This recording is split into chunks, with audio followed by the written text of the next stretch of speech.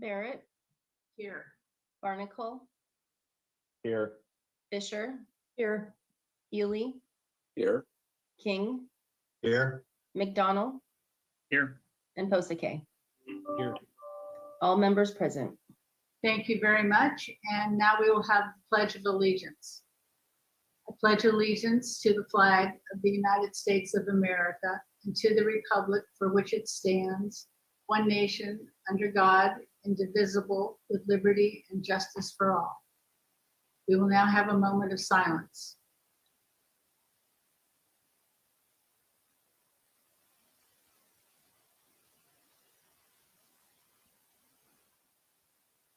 Thank you. And there will be no agenda changes or deletions to today's agenda. And I would like to announce that in attendance right now, we have 15 people from the public attending tonight's meeting. And with that, we will open general public comment, and I will ask our Deputy City Clerk if she's received any general public comments for today's meeting. We have, Madam Mayor, 3. Thank you very much. And now I will ask our moderator to see if there's anybody on tonight's call, Zoom meeting, that would like to speak in general public comment. Thank you. Thank you, Madam Mayor. At this time, I'm going to share my screen and start a 30-second timer, at the end of which we will see how many people have their hands raised and allocate the time accordingly. Starting the timer now. So general public comment are for items that are not on the current agenda. So I know that we received a lot of items on 4A. So please, this is not the time for those comments. Please reserve those comments for that item later in the agenda. So if you wish to speak during general public comment, please raise your hand in Zoom. You'll be called on in the order in which your hands were raised. You will be muted at the end of your comments or at the end of the 3 minutes, whichever comes first. Looks like we have 4 hands raised currently, so I'll reset the timer for 3 minutes. And just as a reminder, while I'm doing that, speakers are encouraged to be respectful. Threats of violence and obscenity are grounds for removal from the meeting. And if you're not able to speak during the time allotted, please send your comments to the email on the screen, which is cityclerk@cityofpetaluma.org. So our first speaker tonight is John Hanania, followed by Ellen O. John, you may unmute and begin your comments. Good evening. I hope you can hear me. This is brand new computer. Yes, we can. Go ahead, John. Thank you. Well, tonight I'm bringing you major disappointment. It's beyond what you can ever imagine. I had a very nice, pleasant conversation with Brian Barnacle this morning, and I'm sure he shared the photos I've sent with Peggy Flynn and Ken Savano, because I have no reason to believe otherwise based on what he told me. On Saturday, I went down to the police department to identify a suspect with the photo lineup. As I'm leaving, here comes a completely modified vehicle coming out of the parking lot, which is I haven't checked on the police department for quite some time. After Ken Savano maybe said, I lost count to how many times he said that there's no modified vehicle in the parking lot. They're not allowed to bring him in, and they have to be held to a higher standard. There's memos sent out. So I took the picture of the vehicle. I took picture of the license plate, sent it to Ken. I went down Sunday just to check. And there are several vehicles. I took pictures and I sent it to Ken. And I decided this morning before I go to work, I stop by. And there's multiple vehicles. And Brian, I stopped by in my way home, and there's a lot more vehicles leaving the parking lot at 5 o'clock, totally modified. So Peggy Flynn, when you told me there's no double standard, you and Ken, you don't know a damn thing about Ken or how he operates, okay? When I say you guys lie and deceive, and I'm talking about the staff now, if it quacks like a duck, looks like a duck, swim like a duck, it's not an eagle. but your staff comes to you and give you some BS story and you automatically believe the staff. How many times I've sent Dennis Posake and Brian Barnacle pictures time after time after time. Why is it that I see that? I have an appointment with my doctor on the 3rd. I'm going to show him the picture and ask him, is my eyes lying to me? Because maybe the needle that they inject my eye with is making me see these things. Maybe these things don't exist. I'm just a troublemaker. Maybe I'm the one of those people, as Teresa Perez put it last Monday. I have an axe to grind. How about you, Teresa? Why don't you get off your high horse again and do your job? How many times I spoke to you about this issue over the many years? Brian, I hope you say something tonight. I do appreciate our conversation this morning, and I hope that you shared the pictures. Thank you very much. I hope you have a wonderful evening. Thank you, John. Next speaker is Ellen O, followed by Taryn Obaid. Ellen, you may unmute and begin your comments. Hi there, it's Ellen Opsler. Can you hear me okay? Yes. Great. So I want to echo what Sue Oakes wrote in her submitted public comment. First, the city's efforts for our unsheltered neighbors are really terrific. And I listened in on Friday's hearing in front of Judge Chen, and it seems like he was really impressed. And I just want to thank you so much for all you are doing, which is a lot. While we're waiting, though, for the tiny homes to be ready, and for the very few people, it looks like there's fewer and fewer people who remain unable to go to Mary Isaacs or other indoor alternatives. Again, this came up, Sue Oakes presented this, and I think it's such a good idea, maybe to find the city to find somewhere on city land for people to pitch their tents under some structure to protect it, give them some protection from the rain, which thank goodness we're having, but is making things obviously more difficult for people who are unsheltered. So for them to pitch their tent under some shelter, at least through the winter. And then after that, I also, this is Sue Oakes' suggestion, but as I've written to you guys about this, I'm really hoping it's going to become fewer and fewer people that are not able to go into any of the solutions that the city is offering. But for that small population to be able to come up with some place on city property to provide a sanctioned camp that would have services and provide safety for people, that would just be the most humane solution whatsoever. And I know that's what all of you are trying to do. So again, I appreciate you all and thank you again. And I yield my time. Thank you, Ellen. Next speaker is Taryn Obaid, followed by M. Sullivan. Taryn, you may unmute and begin your comments. Thanks, Patrick. Good evening, Mayor. Good evening, City Council. My comment tonight is to draw your attention to a presentation that was done 2 weeks ago in the Climate Action Committee. And it was a presentation by our general plan consultant regarding the flood predictive modeling, which we all know FEMA is now encouraging cities to use climate change factors, multiple climate change factors, as well as sea level rise. The big criticism the consultant that we hired had for our city is that they're not scoping in sea level rise in the predictive modeling for the North Petaluma River.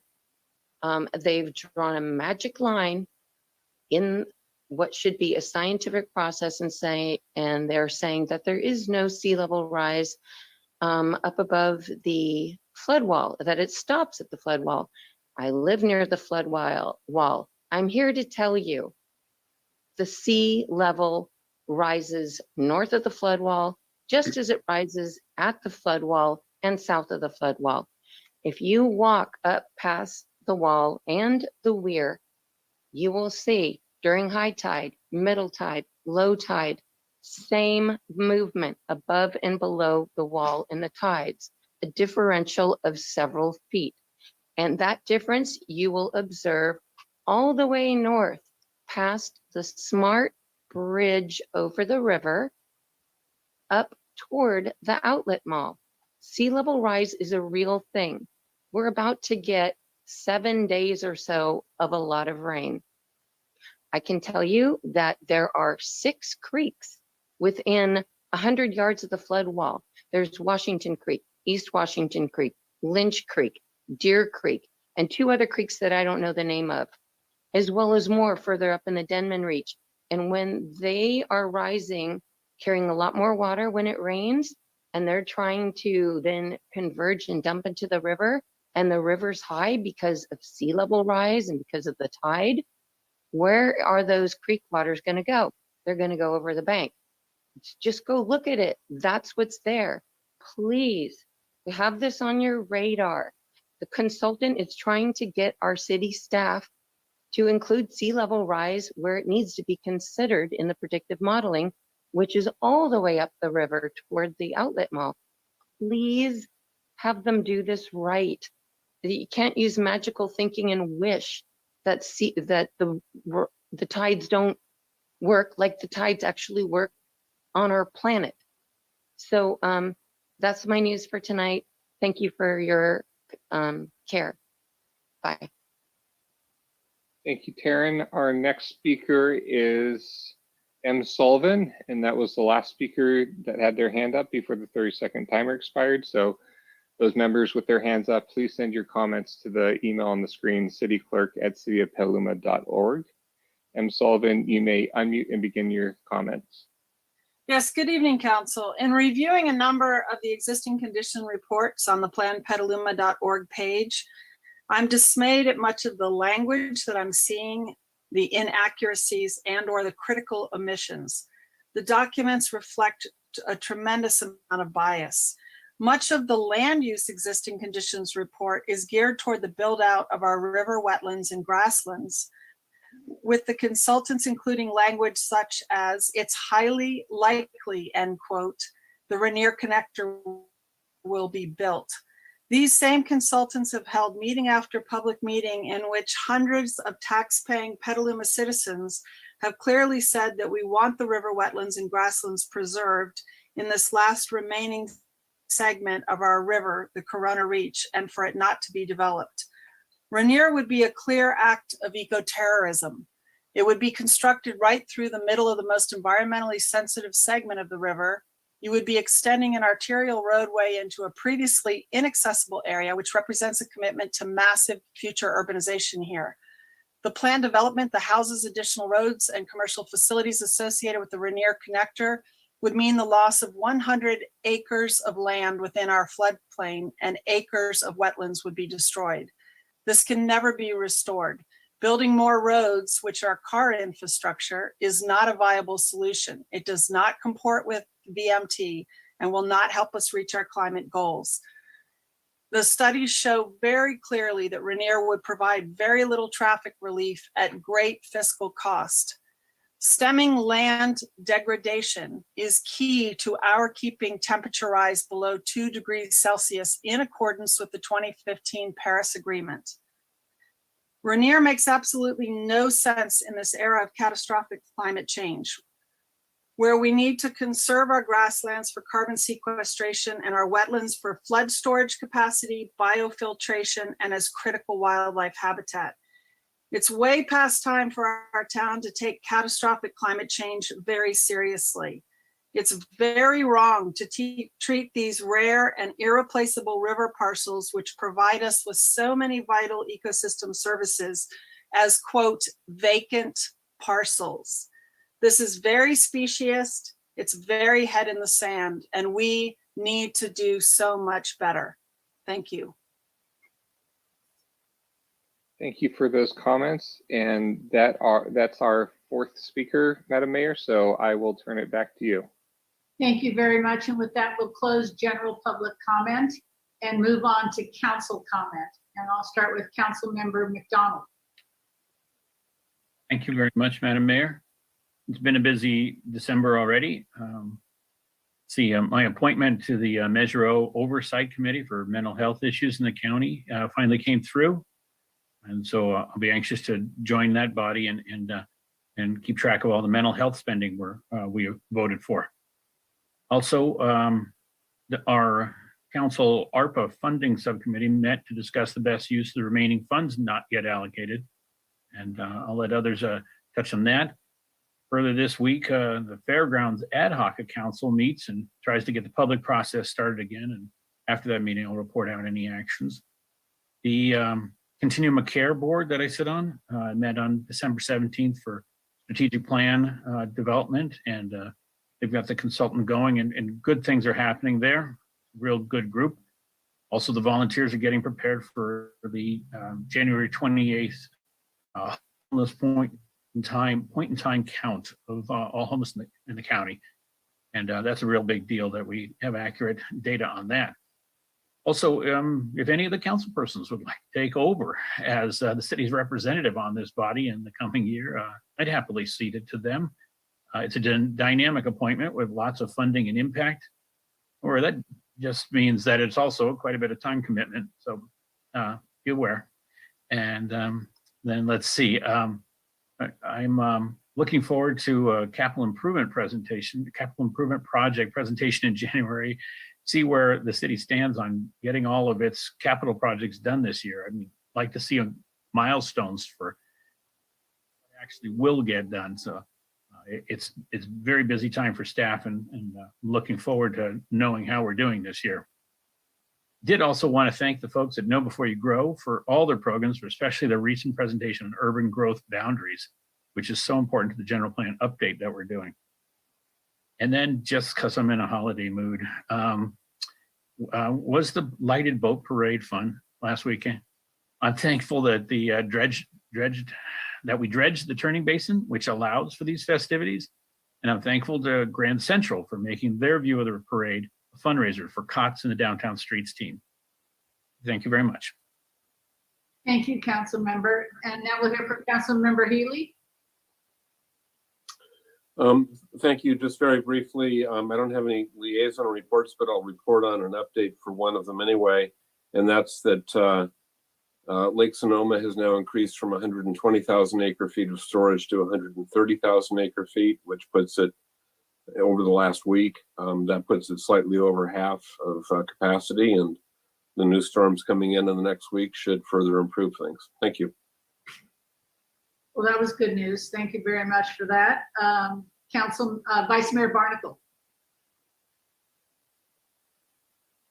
Thank you, Madam Mayor. I've had one meeting since we last met with the Parks Commission. We discussed the location for the AARP funded chess tables, and I think the jury's still out. I don't know what the next step is or in determining where those will go, but we gave some feedback on potential locations. Also, an update from that is that Commissioner Stats resigned, and so I imagine we'll be needing to fill some seats or fill some shoes there. And I would be interested in getting an update from staff if someone's on the line about why if we didn't include sea level rise above the flood wall, and if so, why. But other than that, that's all I have.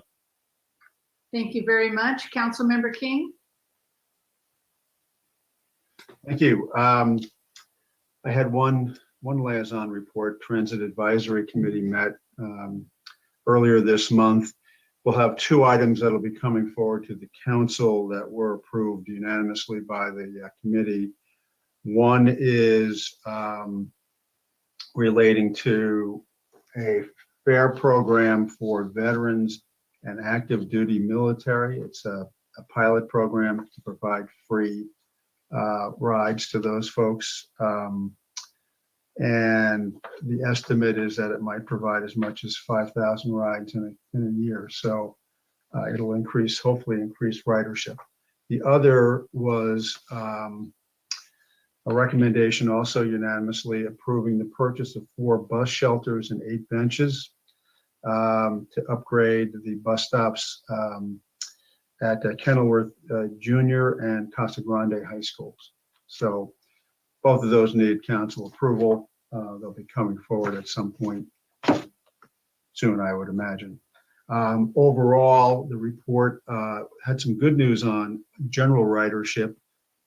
With comparison to October of 2019 rather than October of 2020, ridership in October of this year was only 3% less than October of 2019.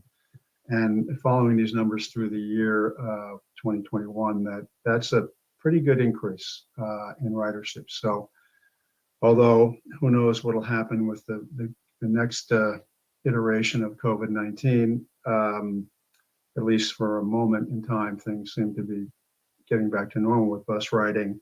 However, paratransit remains about 41% below October 2019 levels.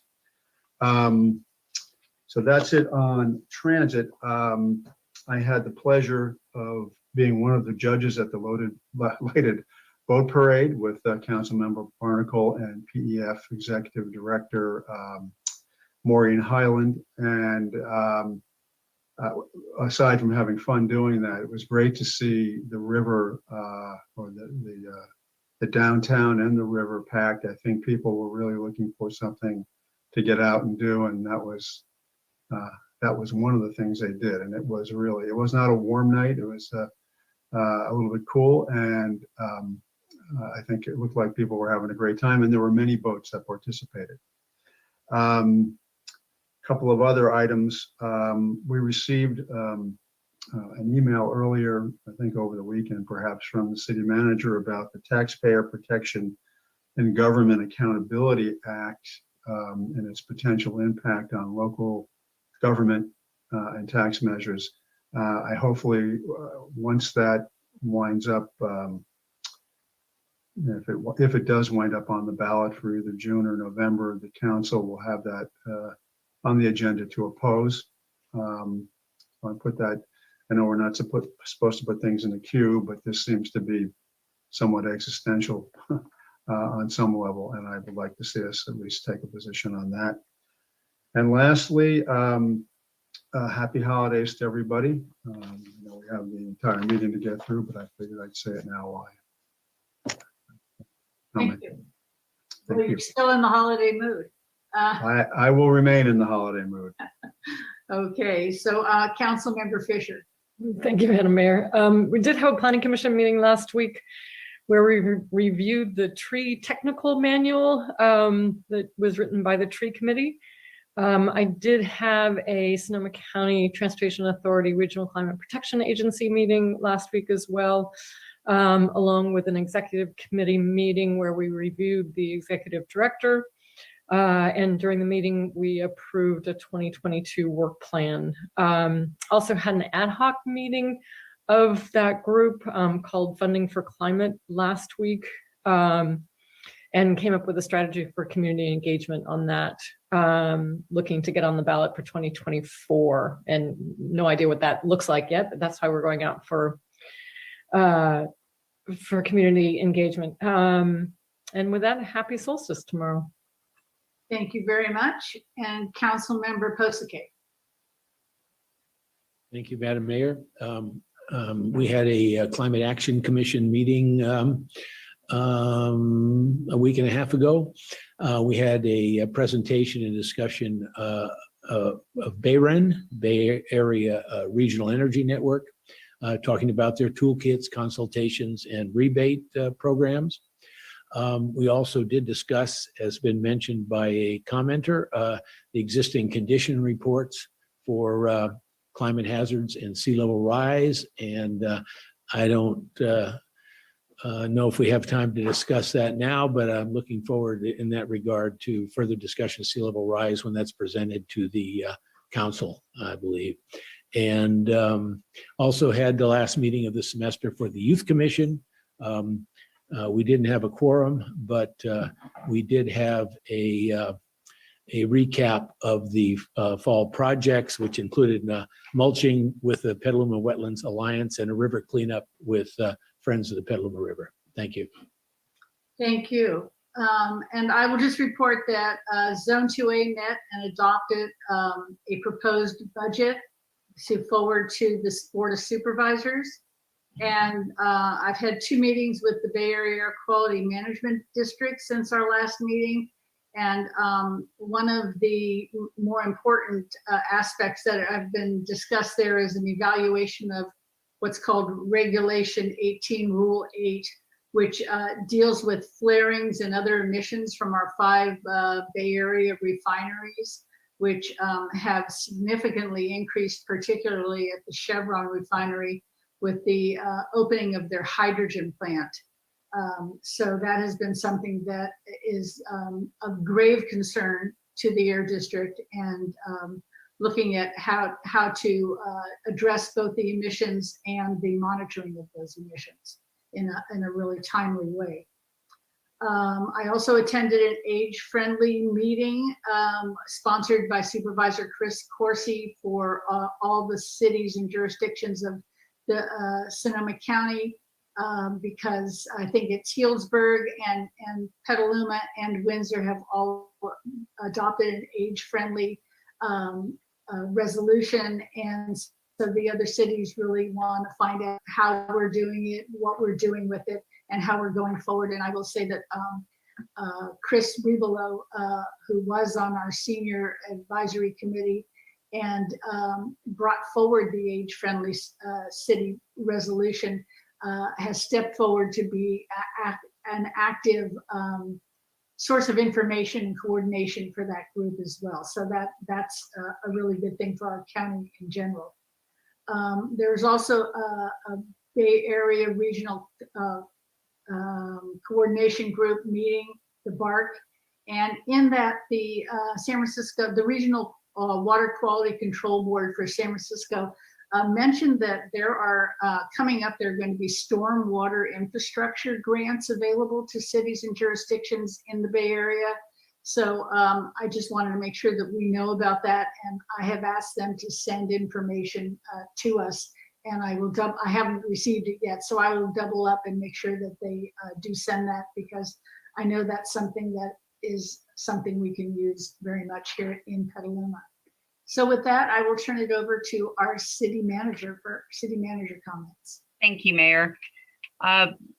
The city offices will be closed for the holidays on December 22nd through the 24th, as well as the 30th and 31st, and wanted to give the community emergency numbers if something arises from a public works or utility standpoint. And that number is 778-4303. So that's for emergencies, 778-4303. And obviously, if there's an emergency that requires Petaluma Police, that's our 911. But for non-emergencies, for the Petaluma Police Department, it's 778-4373. And yes, the staff will be bringing back our existing conditions report to council on January 3rd. And I have Heather Hines, our interim community development director, who can speak a little bit to the sea level rise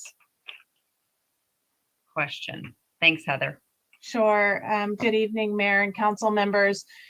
So staff is working hard, bringing all of our consultants from various efforts together to make sure that the flood modeling does include sea level rise, does include climate change to the maximum extent it can, going beyond just the floodplain delineation. So a few weeks ago, staff met with representatives from West Consulting, who is the consultant we're doing our floodplain modeling with our Zone 2A funding. Also with Sherwood Engineering, who is part of our general plan consulting team, and Rincon, who is also on our general plan consulting team, to get all 3 of those consultants together to be talking about the best way to layer the different types of information so that we have the best modeling, most kind of realistic modeling, given all of the things that we deal with in Petaluma, from flooding to sea level rise to king tides, all those things together. So we are working at getting the proposal the very best it can be to help inform us as we move forward with our general plan process. We don't have that in hand yet. I see Gina on, so unless something has come in that we haven't had a chance to talk about yet. We're waiting for an updated proposal that helps layer on those different factors before we execute the contract for the modeling. And if I could just add, thanks, Heather, that's all accurate and great information. And I'll just add to the concerns about SLR, sea level rise modeling upstream of the weir, which I think was the concern. I will say that all of the sea level rise modeling that we had looked at up to my last conversation on the subject did not extend that far. In fact, it doesn't extend past the turning basin. So it's a matter of not having the data to model with at this point. But it is an ever-changing and rapidly changing study, and I will make sure that we follow up with both of our consultants on the subject. And if there's new data that's available, of course, we want to include that. So thank you. Thank you. And City Manager, do you have more to report? That concludes my comments. Thank you. Okay, thank you. And thank you, staff, for your updates on those concerns. So with that, we're going to move on to approval of the minutes for December 6th. Is there anyone who has any corrections or changes? I don't see any, so we will accept the, Vice Mayor Barnacle. I was going to move approval. I guess we don't do that though. We don't need to do that, but thank you very much. They will be approved as submitted. And approval of the proposed agenda for the meeting of January 3rd, 2022. So maybe you'd like to do that, Vice Mayor. I'll move approval of the tentative agenda. Thank you. And Councilmember Fisher? I'll second that. Thank you. We have a motion and a second for the January 3rd, 2022 agenda. Can we have a roll call vote, please? Barrett, Yes. Barnacle, Yes. Fisher, Yes. Healy, Yes. King, Yes. McDonald, Yes. and Posake. Yes. The vote passes unanimously. Thank you. Thank you. Now we'll move on to the consent calendar. We have items A through H. And if no one wants to pull any item from the, Councilmember King. I just want to comment. I don't know if you're taking comments, but it's not necessary to pull the item. Okay, and I don't see anyone else. Oh, Councilmember McDonald. Oh, okay. Also for comment. Comment. Okay, Councilmember Healy, do you want to pull something? Yes, please. 3C. 3C. Okay, so we have items 3C is pulled. And with that, we have the other items. No one wants to pull anything on those. So I will. I know our city manager wants to make a comment on item 3G. Thank you, Mayor. Item 3G on our consent calendar tonight is a resolution approving an amended and restated employment agreement with Eric Danley, our city attorney.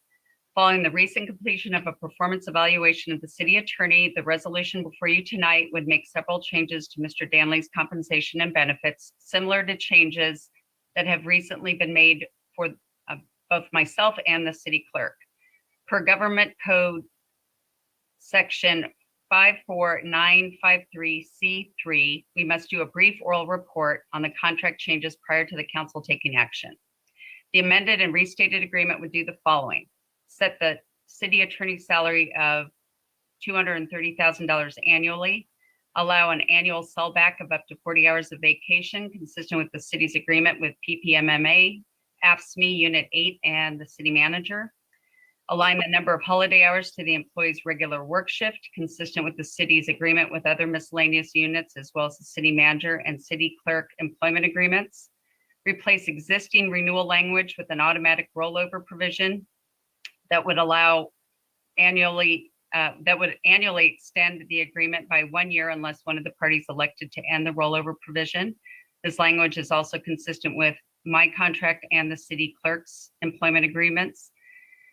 Miscellaneous benefit language updates to sync with the city's current policies and practices, such as modifications to the holiday schedule, updating the city's health insurance contribution, etc. This concludes the verbal summary of the city attorney contract amendments, and the council can now move forward with the consent calendar as it wishes. Thank you. Thank you very much. So we have items 3A through H, and I will just ask our city deputy city clerk if she has received any public comment on any of those items. We've received a total of 8 public comments on the consent calendar. Okay, thank you. And I will ask our city, the moderator to see if there's anybody in attendance who would like to speak to any of the items, including C. And then we'll bring it back to the council for a vote and then discussion on C and a separate vote on C. Thank you, Madam Mayor. Members of the public wishing to speak on the consent calendar items, please raise your hand now. You'll be called on in turn. I see hands raised, so I'm going to share my screen. The first speaker is Zaira, followed by Taryn Obaid. Zaira, you may unmute and begin your comments. Good evening, everyone. Thanks, Patrick. So this is for item 3C. So I'm here to support the Healthcare for All Working Group, HPs, along with North Bay Jobs with Justice, in the resolution for the universal healthcare. As you already know, the city of Sonoma has already endorsed the universal single-payer healthcare, and Petaluma could help encourage Santa Rosa, Sebastopol, and other cities in Sonoma County. Thanks so much. Thank you, Zaira. Next speaker is Taryn Obaid, followed by John Crowley. Taryn, you may unmute and begin your comments.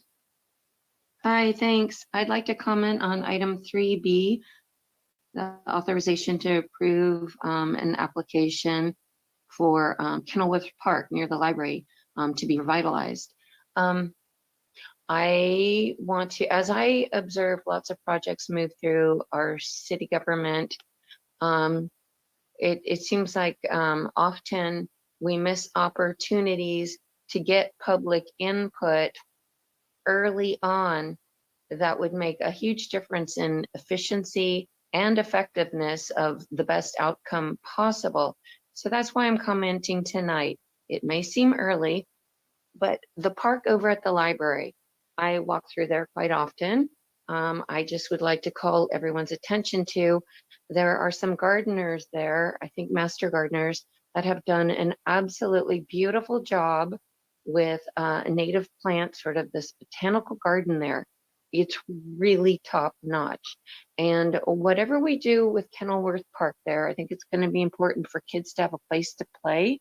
If we could please start thinking more in terms of natural types of parks that have a lot of trees, that have botanical gardens and fragrant plants like the ones that are planted there now, but also play structures, not to be those bright plastic things.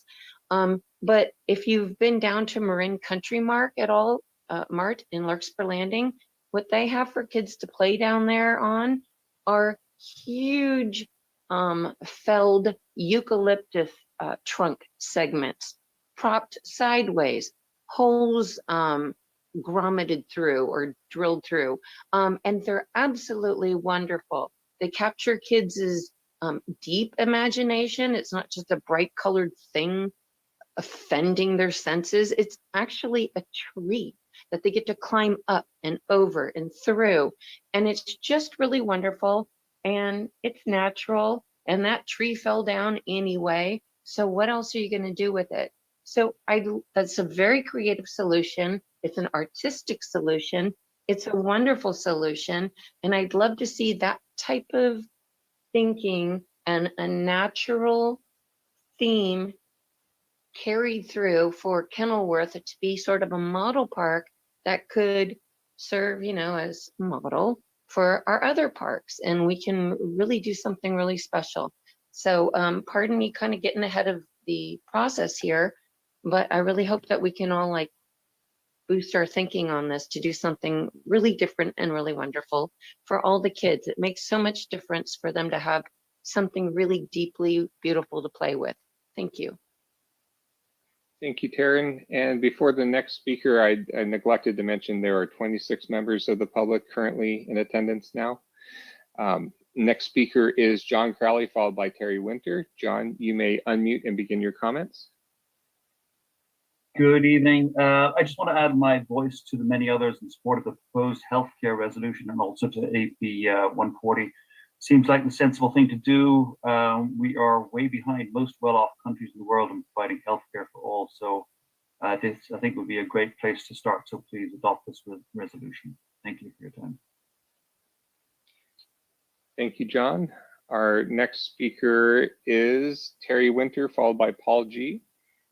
Terry, you may unmute and begin your comments. Thank you. I'd like to comment on item 3C as well. I have been a registered nurse locally for 40 years, and I'm the co-chair of the Healthcare for All working group in Sonoma County.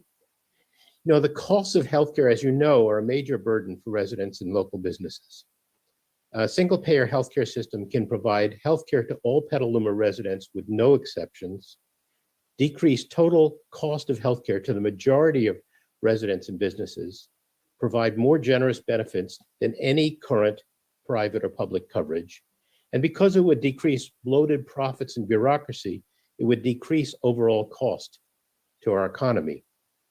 And it would save the city of Petaluma millions of dollars. Last year, the city spent $5.9 million for employee and retiree health coverage.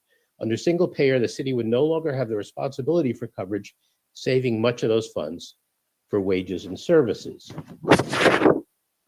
Finally, I'd just like to say that this resolution before you today has been endorsed by 21 organizations in Sonoma County, including, I'll give you just some of them: Southern Sonoma County Democratic Club, North Bay Jobs with Justice, Sonoma County Democratic Party, the Staff Nurse Association of Santa Rosa Memorial Hospital, for Union of Healthcare Workers of Petaluma Valley Hospital, Santa Rosa Memorial Hospital, and Kaiser, Health Professionals for Equality and Community Empowerment, otherwise known as HPs, California Alliance for Retired Americans, Physicians for a National Health Program, North Bay Labor Council, the Peace and Justice Center, the California Nurses Association, the Sunrise Movement, Indivisible Sonoma County, amongst several others. You know, every other industrialized country has figured this out. It's way past time for us to provide guaranteed health care for all our residents. Thank you. Thank you, Terry. Our next speaker is Paul G, followed by Susan Kirks. Paul, you may unmute and begin your comments. Good evening, Council. This is Paul McGavin, and I am giving you comments here from Petaluma to the best of my knowledge. This evening, I have a screen grab of my hand being raised while the timer for general public comment was operating. I was not counted. Only 4 people spoke, so time was available for the 20 minutes allotted. I would like my 3 stolen minutes restored, please. I would like now to request from the mayor 6 minutes of comment. This is a matter of respect of the public. Seems like city staff is cashing in fully on a sales tax agreement that was raised, going up to, I think, 9.25%. What happens if a citizen audit of the 2020 votes determines that there are not sufficient verified votes to carry the measure? That is coming. Is it wise to raise the annual salary of the city attorney position to be adjusted to $230,000, which is an approximately a $31,000 increase to his current annual salary, nearly a 16% increase over his current salary, when we have others in our community who are really struggling? This is for a man who refuses to answer reasonable questions or respond to emails. The question was posed to him nearly 2 months ago. Is the telecom law firm assisted wireless ordinance revision going to preserve residential zones from the construction of wireless telecommunications facilities? Eric Danley refused to answer. Plain and simple. That question has been before Mr. Danley for nearly 2 months. Still no answers. He gives me basic responses on an email that I refute fully right back to him. Never hear it from again. Look, folks, this is a very serious matter. You can tell by listening to the oral argument by W. Scott McCullough, attorney for the Children's Health Defense, who argued against the FCC's latest rule change to subsidize and speed the installation of antennas close to homes. That's for OTARD, over-the-air reception device, which was liberalized now to allow cell towers to go onto people's homes and yards. These are the comments from W. I'm sorry there, Paul. Your comments are getting into general public comment. If you can please return to the subject at hand, you'll be allowed to unmute again. Yes, my comment is 3 minutes of general public comment and 3 minutes on Mr. Danley, both. This is what I'm allowed. So please do not cut me off in 3 minutes, sir. Why don't we pause my time right now and get an answer from Mayor Barrett right now with 45 seconds left, please. This is Mayor Barrett, and you can speak to, we are now taking comment on items that are on the consent calendar only. And my comment is for that item. Is that okay? I don't need Patrick to determine what is and what's not relevant in my comment. You have another 36 seconds. No, I have another 45 seconds, Mayor Barrett. If you'd like another 45 seconds instead of 36, please feel free to go ahead. I would like 3 minutes and 45 seconds, please. No, thank you. Why? Based on what? Because based on the fact that I am the one who is responsible for running this meeting, we had an opportunity for general public comment, and now I raised my hand. Now we are on comment for items on the consent calendar. You have 45 seconds. You can either use it or lose it. I'm using it. This is what Scott McCullough said. Petitioners have young children with debilitating RF microwave radiation-induced illness. These kids' homes are the only relatively safe space for them. They could die if a wireless telecommunications facility authorized by the FCC's rule amendment to its OTARD rule suddenly appears nearby. 823 commenters in the record also have RF microwave radiation disabilities. The FCC contends these folks have no rights to be protected. They must helplessly. I'm sorry, Paul, that is not on the current agenda, so I'm going to cut you off and move on to the next speaker, which is Susan Kurtz. Susan, you may unmute and begin your comments. I would like to comment on the healthcare for all consent calendar item and say thank you to everyone who worked for a very long time to finally get this to an agenda item on the council agenda. So thank you, and I fully support it. And I would like to follow up on the comment by Tara Novaid for the Kenilworth grant. I attended the Parks and Rec Commission meeting where this was considered, and I was one of the people who actually wanted a division of funds to go to 2 additional parks in Petaluma. That wasn't successful, and so what I'd like to say is I acknowledge Vice Mayor Barnacle for his input, the many public commenters and residents of the area, Central Petaluma, who came to that meeting. Often at Parks and Rec Commission meetings, there's nobody but me for like 7 or 8 years. And Vice Mayor Barnacle has really motivated a lot of people in Petaluma to come to the Parks and Rec Commission meetings and become involved. And I really appreciate that. I don't feel so alone there any longer, although my issues continue to not be addressed. So for the Kenilworth grant, I'd like to be sure we try to make some connections here in Petaluma, and it goes directly to what Taryn Obeid was saying and giving examples about the high use, low impact project design that some of the climate action commissioners welcomed my input to provide to your climate action framework, which is generally being ignored, is really important to apply to the Kenilworth grant and the Kenilworth Park, and probably something very balanced and appropriate for present and future residents in Petaluma can be created. And everyone should be included and welcomed in that process, not excluded, especially people who have specific expertise and have created a project before in Petaluma that exemplifies what high use, low impact means in the context of our climate emergency. Thank you. Thank you for those comments, Susan. Next speaker is Maria Behan, followed by Kate Greenspan. Maria, you may unmute and begin your comments. Hi, and thank you.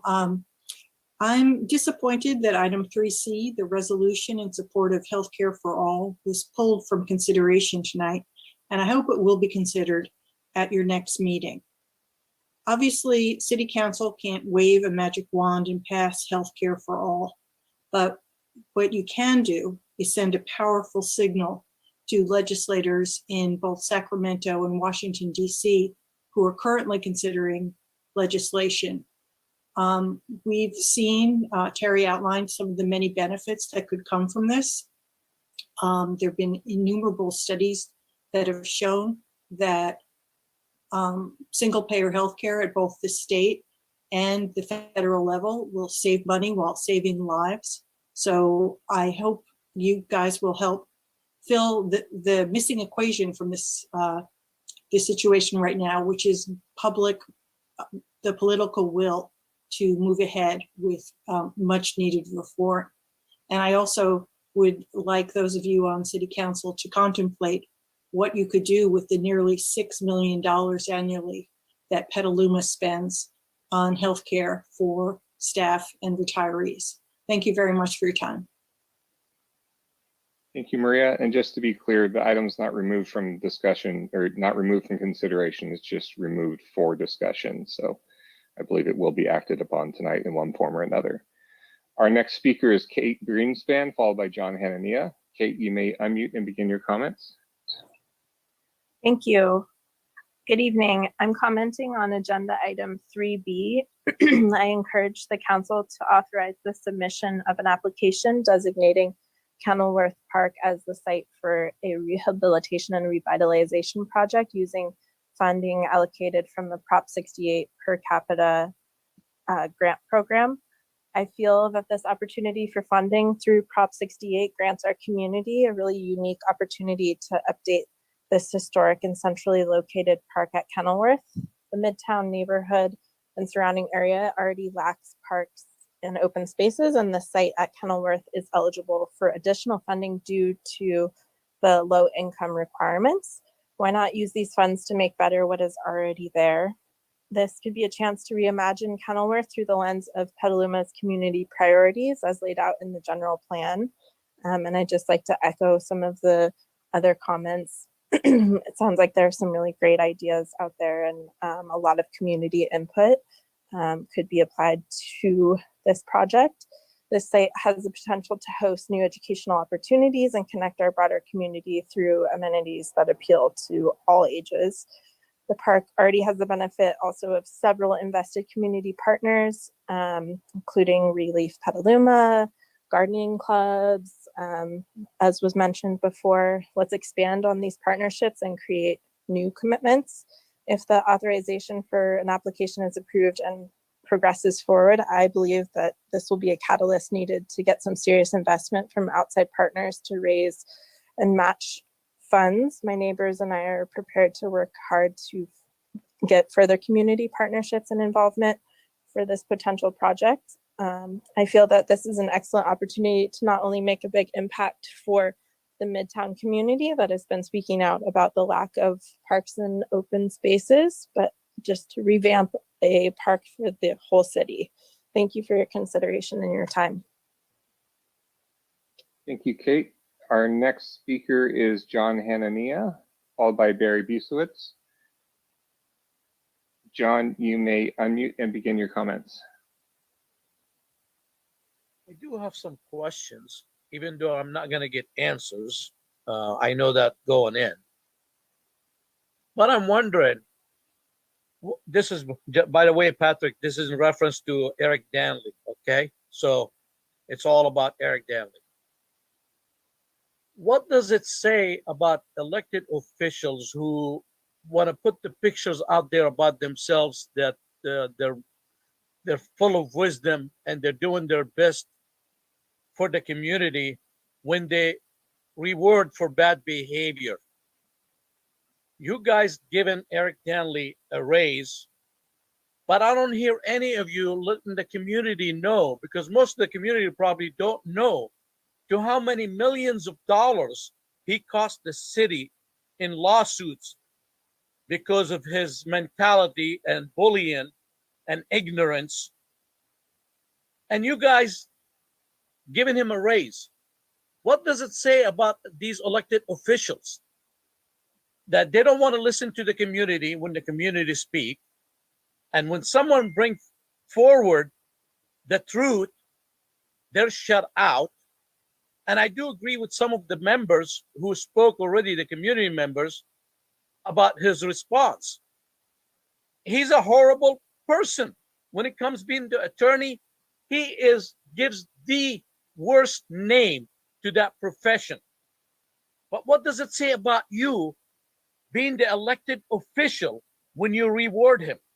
I will challenge any of you publicly and talk about the issues that he cost the city with so much money. But none of you have the guts to sit down with me one-on-one. None of you. And you call you guys wise elected official. It's beyond me. When somebody misbehaves, you reward him. Wow, that's something new.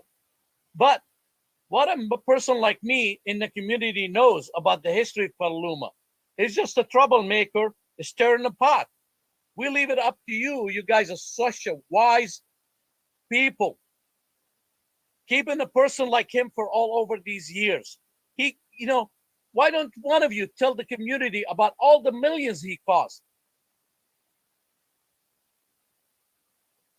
But I guess myself and other people in the community are bad people, and we just think of negative things. We don't bring out the truth that you guys ignore. That's all I have to say about this subject. All right, next commenter is Barry Busewitz. So Barry, you may unmute and begin your comments. Good evening. Hello, Patrick and Mayor Barrett and council members and staff. Thank you for holding these public meetings. I think they're so important, even the ones that I don't like hearing. And I want to make a brief comment on 3C and a comment on 3B. 3C, the healthcare for all. I understand Mr. Healy has some concerns about it, and I appreciate those get ironed out, because I would really like a unanimous support for this, the general idea that this resolution supports. And I have sent you comments on this. On 3B, I wasn't planning to comment, but when I heard Taryn Obaid and Susan Kirks and Kate Greenspan, I wanted to join them, because I was at the Parks and Recreation Committee meeting where Kenilworth Park was brought up. And I was so inspired by the thoughtfulness, the dedication, the minute work that people have already been doing on this. Kenilworth Park is in a wonderful position for being a model park for Petaluma and for California. And there's a lot of possibilities for good funding and grants and for innovative designs like Ms. Obaid indicated. And I heartily encourage you to give good attention to that when it comes up on the agenda for more direct comment and planning. Thank you very much. And thank you for doing your jobs. And I joined my neighbor Dave in wishing you happy holidays. Thank you, Barry. And that is the last hand that we have up that has not already spoken.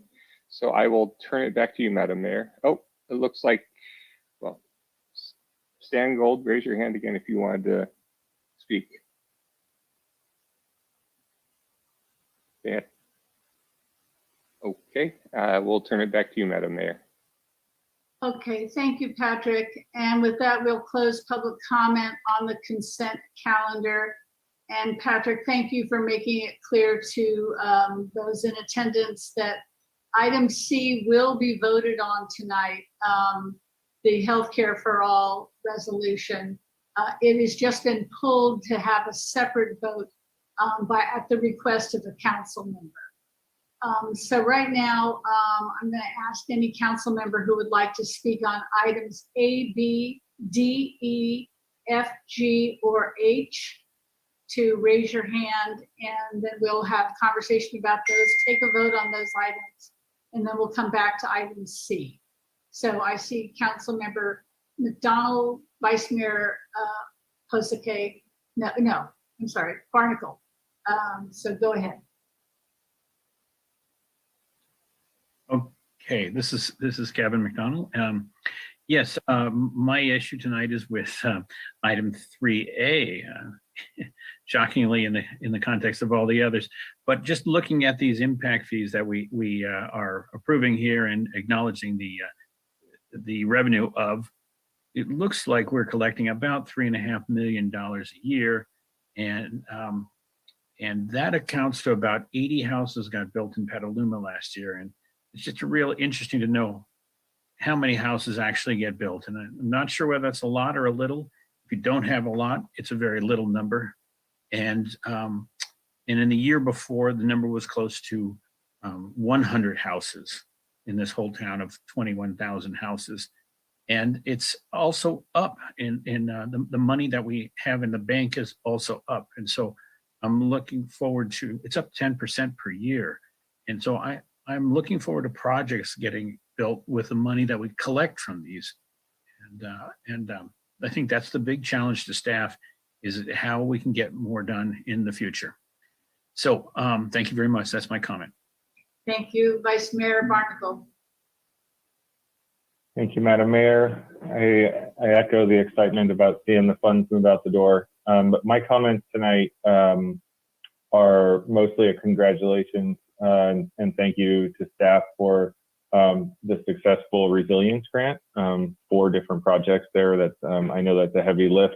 They all probably had the same deadline too. So kudos to staff for getting those in and getting the money out. And then the second thing that I just want to uplift is the comments about the Kenilworth Park are exactly that. The feeling at the Parks and Rec meeting was outstanding. There was community members there, and staff had already talked to them. They've already started building partnerships, and I just am super excited and heartened to see how that project progresses, because there's so much excitement within the neighborhood for it, and staff was really thoughtful about bringing it forward. So I just wanted to shine a light on both of those.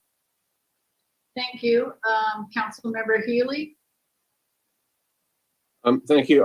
I'll probably get yelled at this at the next meeting for saying this, but I just wanted to say that I'm very appreciative of our city attorney, Mr. Danley, and his fine work over the years. And he and his staff take on a huge range of very important issues affecting the city and handle those very well. And it's appreciated. Thank you, Eric. And thank you, Mr. Healy. I'm sure you wouldn't have been the only one to say that tonight. I can assure you of that. So Councilmember King. No, he's not. Well said, Mike. And I'll move items, every item but C for the moment. Thank you. Do we have a second for that? Councilmember Fisher. I'll second that. Thank you. Okay, so we have a motion by King and a second by Fisher on consent items A, B, D, E, F, G, and H. Can we have a roll call vote, please?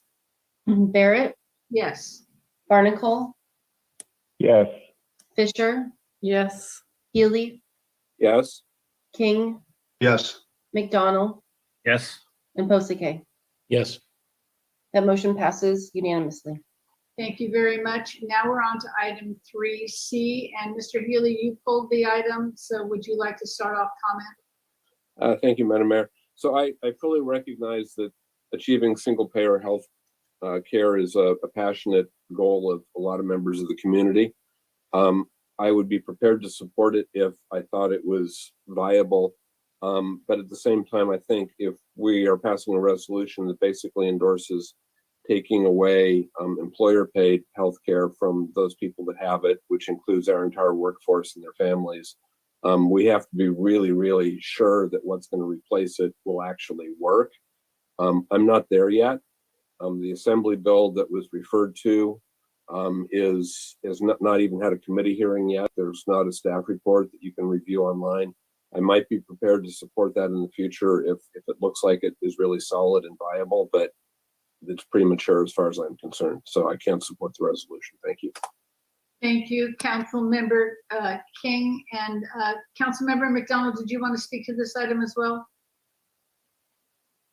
Well, I'll let Councilmember King speak now. You determine whether you do. Go ahead. Thank you, Madam Mayor. I asked to speak on this. I do support Medicare for all. I have for many decades. As someone who has an effectively uninsurable member of my family for many years, it's something that is personal to me. It's also a policy I've studied, like I said, for decades. And I think the operative way to do it, the best way to do it, is through the federal government. I'll be supporting the resolution because it's broadly written enough. I'm not in favor of AB 1400. I don't see adequate funding sources for it. I have a question about what will happen with Medicare recipients. I think it's and I think healthcare and health insurance is extraordinarily complex. But I don't want to not support a statement that public policy in this country should require universal health care and health services for all. And I realize the federal government right now and in recent years has not moved with the speed that many of us would like on this issue, certainly not myself. But I have some problems about funding in the state of California. I also have some problems with the state of California's ability to ultimately run a program of that nature. Medicare at the federal level has about a 3% admin cost compared to private health care, which is substantially higher. It is, to me, the way to go. So I'll support that, but I did want to make that statement about AB 1400. I'm not there yet, but I'll be voting yes. Thank you. Vice Mayor Barnacle. Yeah, similar to what Councilmember King said, I know too many people that that are my age and don't have health care. And there's too many people to name that, that, as Councilmember King said, would be uninsurable. And of course, we're not going to know what the final bill is, but anything we can do to send a message to the people in Sacramento that that the local politics are here for this, and that we want them to move forward vigorously with providing people with health care, I think we should all absolutely be supporting it. Thank you very much. Councilmember Pusey. Yeah, I'd just like to add to this conversation because I've worked on this for 35 years myself, and in various ways. And I think we're getting closer every year. Certainly, over 2/3 of American people support some form of health care for all. And I myself favor a single payer plan over Medicare for all. And I would venture to say that the amount of research and data that's gone into studying the costs of such systems dwarfs the amount of research and data that's gone into anything we've ever considered in this council. And I think that this is a time just for us to show support for this idea that so many people support, and that stands to reduce the amount of money that we spend on healthcare while providing more care for more people. Thank you. So is that a motion, Councilmember? Yes, please. Thank you. And now we'll go to Councilmember McDonald. And a second, if you're looking. And I wholeheartedly support this, not because but for similar reasons to the Vice Mayor and others have mentioned, this is the fight worth fighting. This is the important thing. And Sacramento needs to know that we have supported and expect them to find the right answers on the process. Thank you. Thank you. We have a motion by Pusey and a second by McDonald, and we will have a roll call vote, please. Barrett, Yes.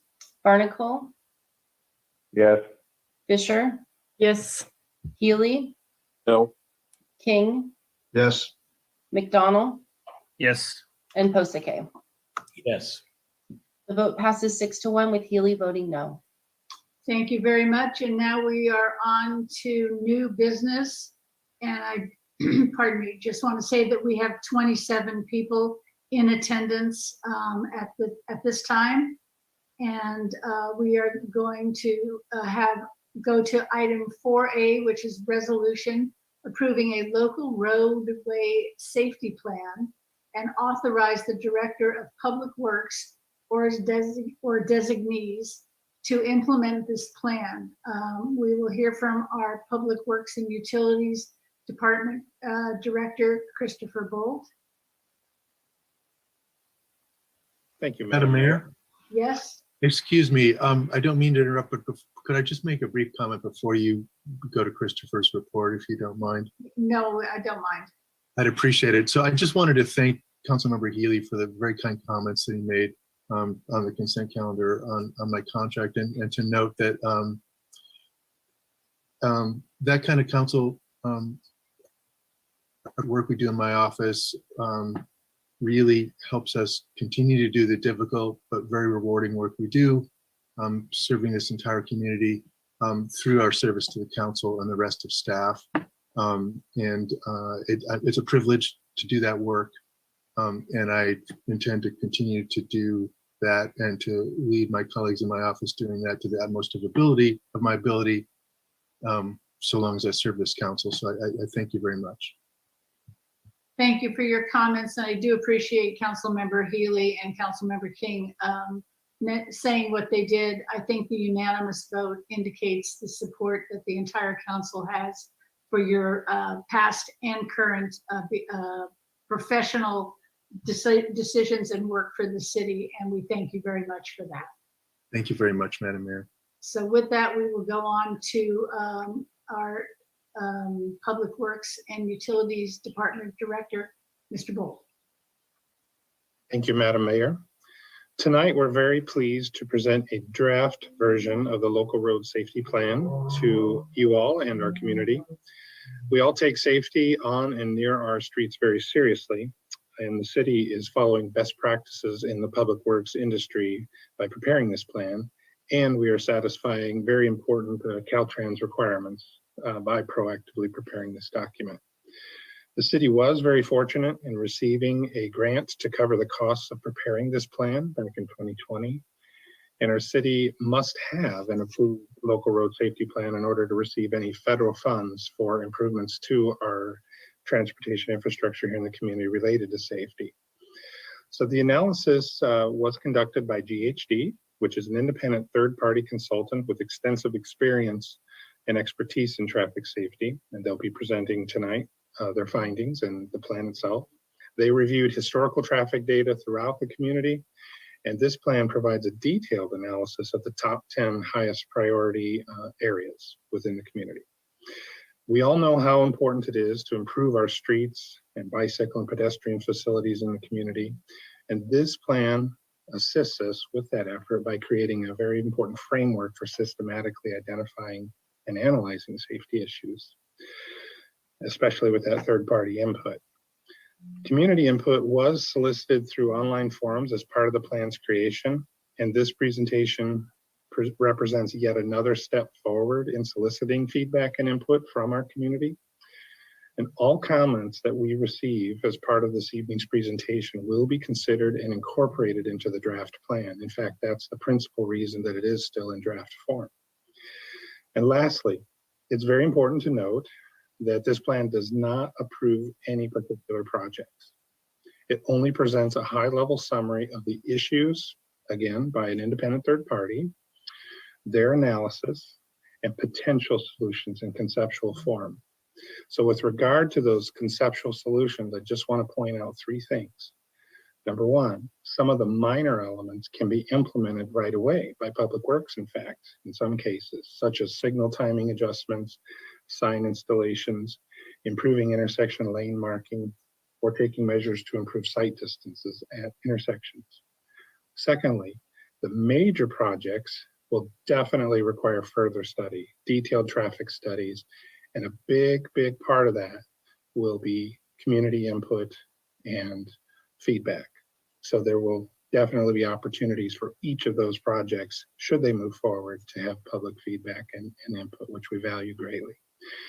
Thirdly, major projects have to be incorporated into our capital improvement program through your normal council budgeting process that's done each year, which, as you know, has its own extensive public input process. But just want to emphasize that nothing is bypassed, and this tonight is just yet another step forward in introducing, I guess, the potential solutions for some critical and compelling issues regarding traffic safety in the community.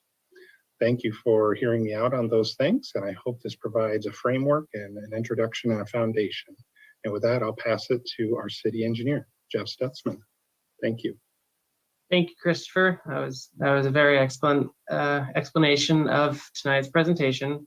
So just to give you a little background on how we got here, in 2019, Caltrans released a call for projects, which included funding to develop a local road safety plan.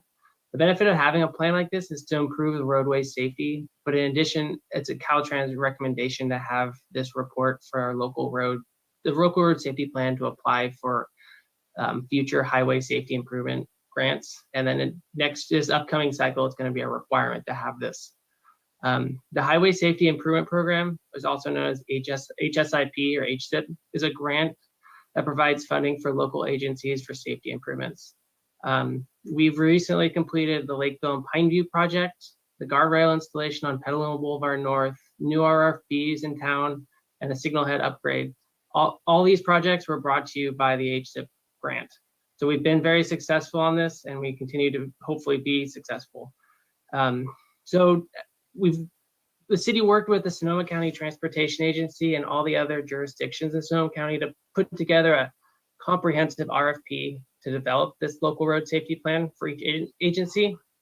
And based on all the process that we went through and the jurisdictions involved, we recommended GHD to develop that plan. So each city contracted separately with GHD, and each report was tailored to each jurisdiction. And the idea of that was to kind of have the same consultant work on all the projects, even though each report is tailored to the city, kind of more of a more efficient way of doing it, because a lot of the data from the county would be used in each report, and all the reports would look very similar. I'm going to hand the presentation off to Jake Hudson, who is a primary contact at GHD, who has been working on this project and is most knowledgeable with the data that he compiled from our Crossroad database, which our police department holds, and kind of the process that we went through to get to the report and the reasons why we needed this report. Excellent, thank you, Honorable Mayor, members of council. I just want to check, I'm sharing my screen, just want to verify everyone can see that. I'm showing City of Petaluma Local Roadway Safety Plan. Yes. Yes, we can see that. We are not seeing you, however. Yeah, just got authorization. There we go. Okay. Okay, thank you so much. Yeah, thank you. I'm actually fantastic introduction by your staff. I think that I don't really need to cover much more of that. So I'll just dive right in. One of the first things that we do, well, this is so essentially what you're looking at and what this plan is it's a process and framework document that also builds a toolbox of measures, both from a systemic citywide standpoint and then also from a location specific standpoint. And one of the first things that we do in developing this document and developing those strategies is we establish a vision and goals. And there's an industry term for essentially striving to achieve 0 fatalities and severe injuries. That term is coined Vision Zero. It's a vision that's shared across SCTA, the county, and your neighboring agencies. So it's something that we're also recommending here. And again, essentially, it's an idealized future where there are no traffic fatalities or severe injuries. And the way that you go about that is a proactive, recurring process of evaluating your safety, and then also incorporating human behavior and human failings into that assessment. Not just looking at roadway design standards, so to say. You're looking at also human behavior and bringing that in as well. So that was the first thing. Those are our vision and goals. The next thing is we go back and we look at what's happened over the last several years within the city. And we looked at essentially all of 2015 through 2019. Now we have more current data through 2020, but with the pandemic, the data was very skewed, and it's just really not a representative sample of the trajectory of the city's collision trends. And so that's why it looks like the data is a little bit old, but it's just because it's just not that representative. There's a very large drop off. But essentially what we see is over the last several years, the city's overall collisions have been trending downward, which is indicative that your public works and your police staff are doing their jobs and they're being effective, and you're implementing projects, you have good programs. However, through this process, what we do is we still there are still several more opportunities and priorities that we're recommending through this plan that the city could best focus its resources on. So what we found, and what you're looking at here, is it's a heat map showing the citywide collision trends and concentrations. And this is across all modes of transportation, autos, bikes, and peds.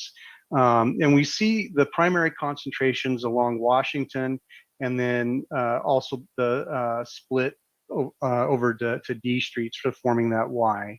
And within those concentrations, what we see the most common type of collision are rear ends.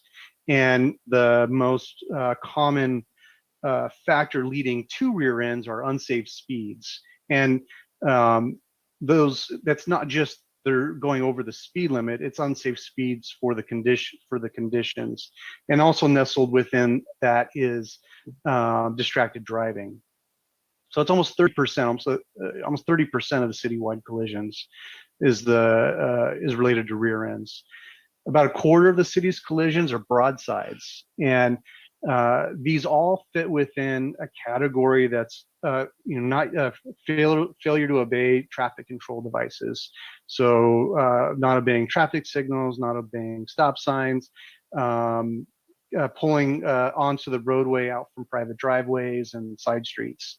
And then that's followed by sideswipe collisions. And then that's followed by hit object collisions, which about a quarter of those are related to DUI. So that's an overall look. And then we also go more in depth for each of the individual travel modes. And what you're looking at here is a heat map of the pedestrian trends and concentrations. And what we see is a concentration along McDowell Boulevard, and then also another concentration in 4th, 5th, and 6th Street, right in this area here. And over the years, we see that the collision trends for pedestrians were on the decline, but in 2019, there was a bit of a spike. And as you'll see later on, we've developed recommendations, both citywide systemically, as well as each of these concentrations to specifically target the types of patterns that we're seeing at those. The next one that you see is the bicycle collision trends and concentrations. And these really are focused along East Washington Boulevard, along Lakeville, and then also north of 101. Bicycle collisions, on the other hand, has been relatively static. And there was a fatality a bicycle fatality in 2019. And again, like I said, for bikes and pedestrians, as well as automobiles, we developed a range of improvements and recommendations, both programmatic and project related. So going back to, what are the main things that are causing collisions within the city of Petaluma? And what we found was speeding. Speeding is the #1 thing that's leading to traffic collisions. And with the public feedback that we've received through social media and our interactive websites, and also we've been looking at some of the comments that have come in the council tonight, it seems to be consistent that speeding is one of the primary issues that's affecting the city. Again, following that, we talked about failing to obey traffic controls, running red lights, running stop signs, and those things, followed by passing or turning from side streets or driveways, and then DUI collisions.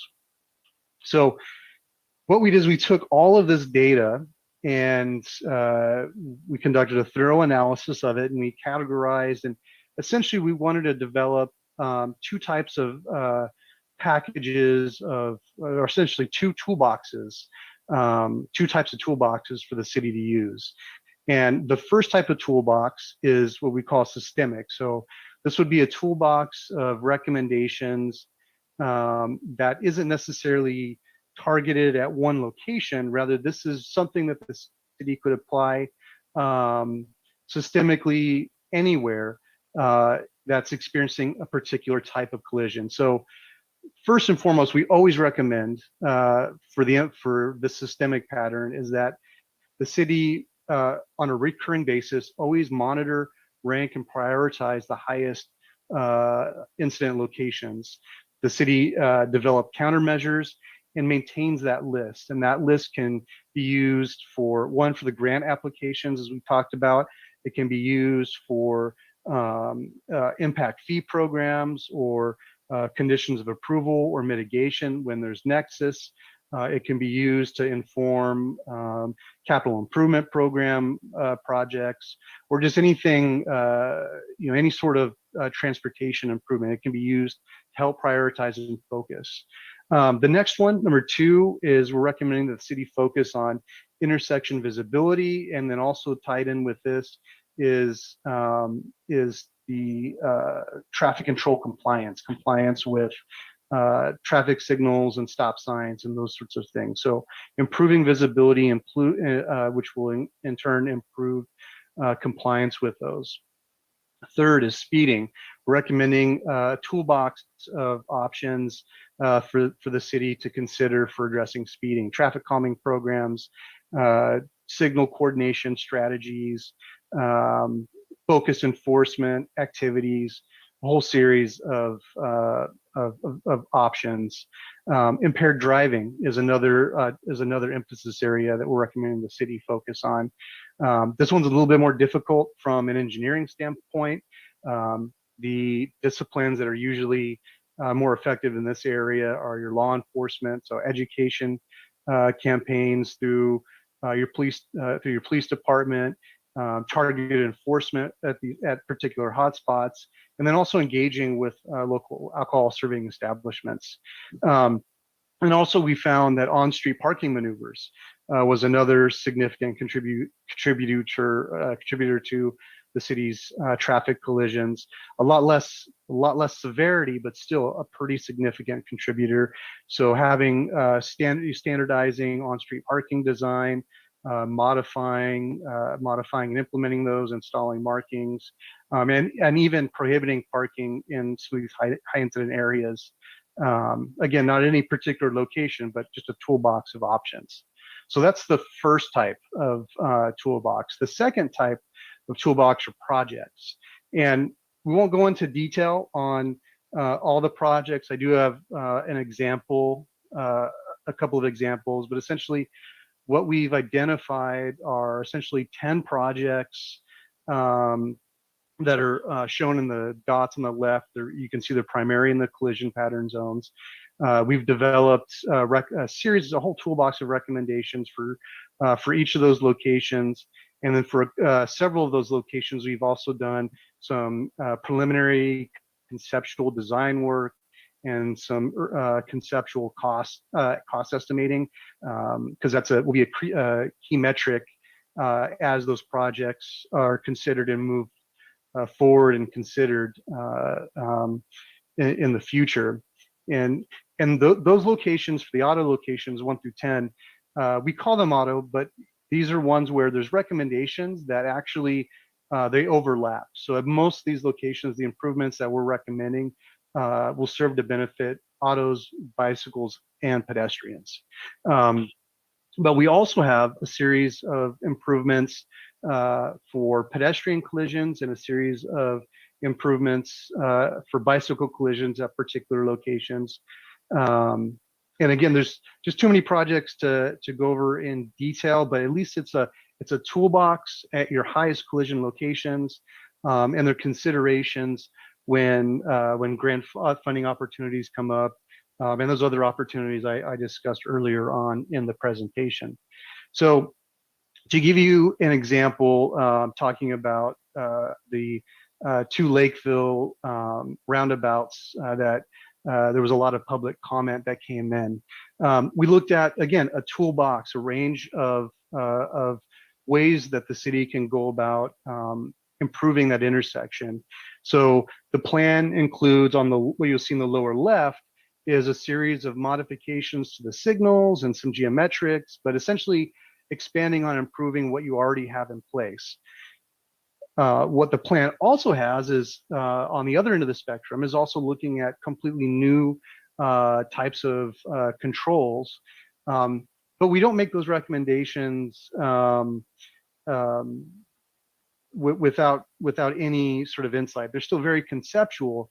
However, the roundabouts that we're recommending there are based off of federal guidance, and also roundabouts with railroad crossings that are going through those in some of the neighboring jurisdictions that are under consideration right now. So definitely heard that there's a lot of concern over roundabouts at both at Lakeville and D Street and Lakeville at Washington.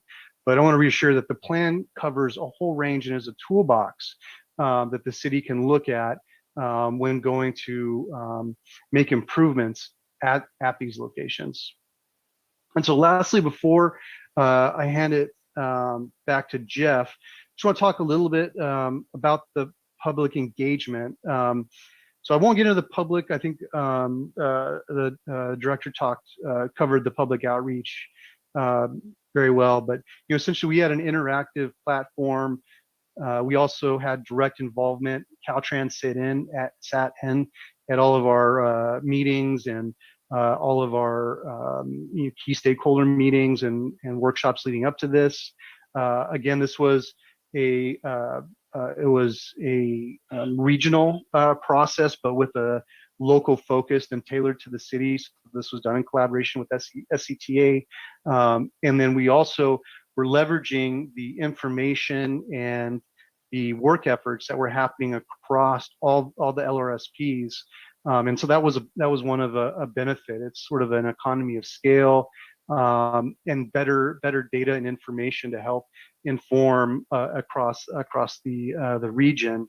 And like I said before, what was really interesting with the hot topics, even before the public comment that we got for tonight, from the feedback that we received, is speeding was the #1 issue that we heard from the public, and that perfectly aligns with the #1 cause of collisions within the city.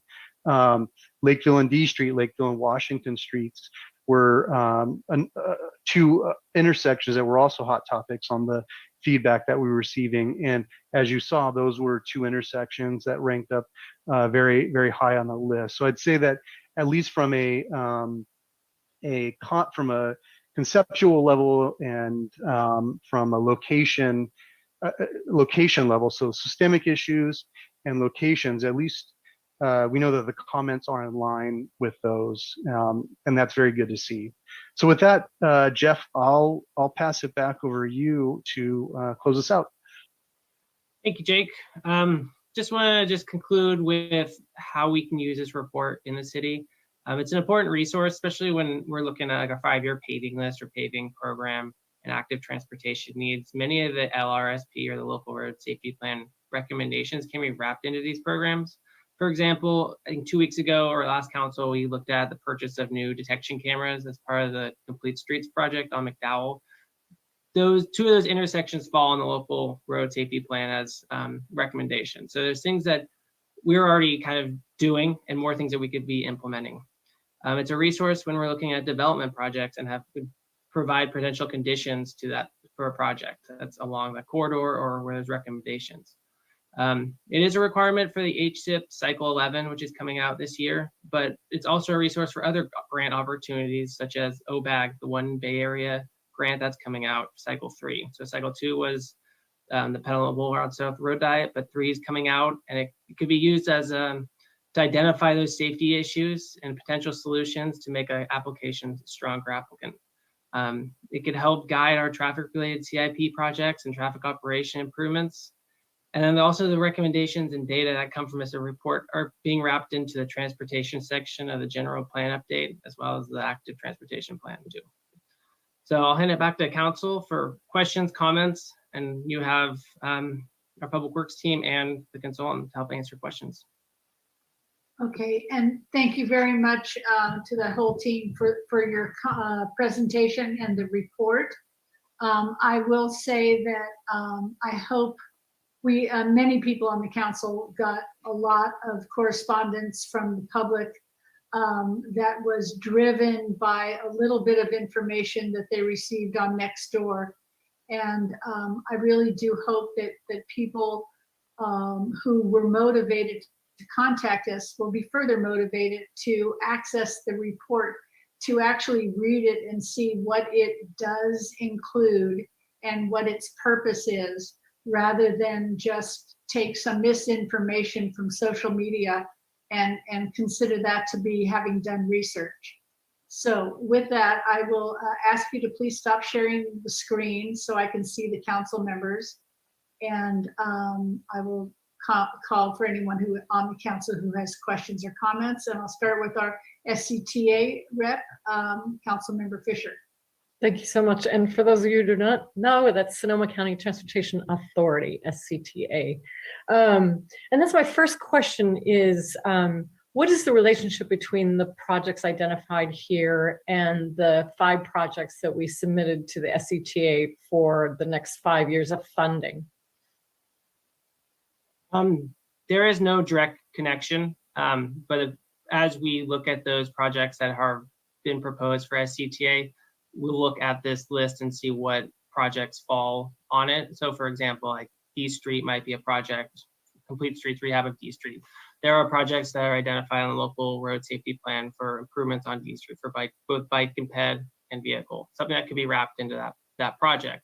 Same with like the McDowell Complete Streets projects. There are things identified at like East Washington, McDowell, or Caulfield and McDowell, where it could be wrapped into it. So it's a reference for almost all the other projects that we do. If I know there's problems at the intersection, this is a great opportunity to implement those and fix them. And then the OBAG funding and the HSIP funding, do those both funnel through the SCTA, or does HSIP come directly to us? HSIP, the Highway Safety Improvement, comes straight to us. It's through Caltrans. And then I believe OBAG gets administered. I mean, it's administered for MTC, but on a local level, it comes through SCTA. Okay, great. And so that was my higher level questions. I have, this reminds me of Petaluma Boulevard South and the road diet we're doing there. And the recommendation in here is that we don't put in 12-foot lanes because of the speeding issue. And I recall that the road diet for Petaluma Boulevard South has 12-foot lanes. Does it not? We've reduced the travel lanes to 11-foot on Petaluma Boulevard South, and then the bike lanes in some areas when they're wider, to like 5.5 to 6.5 feet, depending on the area. So we made it all work the best we could on the Boulevard project. Great, because I think the recommendation that we reduce our lane widths and reduce the speed, the allowed speed, will go a long way to solving that problem. And then I have a number of questions regarding, starting on page 27, the existing efforts. It seems like many of these were written like it's 2015. And so I want to get a sense of like where things are. There's like starting with the River Trail project. it talks about property rights being acquired along Water Street after the Army Corps of Engineers completes the flood wall on Lakeville. Well, isn't that the flood wall that was complete a number of years ago? Yes, that needs to be updated. Okay, and that is true with the next page as well. If you go on to the asphalt rehabilitations of public space, parking, and courts, the playing courts, we just rehabilitated our playing courts, right? Yeah, that needs to be revamped. And the Caulfield Lane grade crossing improvements and the Petaluma Transit automatic vehicle location systems. My understanding is those are in place for our buses. And then the next page going on to the things that are in the under construction and the design phase and reanalyzing that. And the Rainier Crosstown Connector, it says that we're in a design phase that is anticipated to have been completed in the fall. Well, sorry. I will revise that section because I think it's really meant to, was obviously Rainier's on hold. But what is going in right now is the overpass for Caltrans, and Caltrans is expected to finish at the end of this year. So we will have the hole going underneath 101, but that's as far as it's gonna go for now. Okay. I think that was one of the reasons why the public was so upset, because of those several pages. And then the last question I have is about traffic enforcement and why we've gone from 5 officers before 2019 down to 1.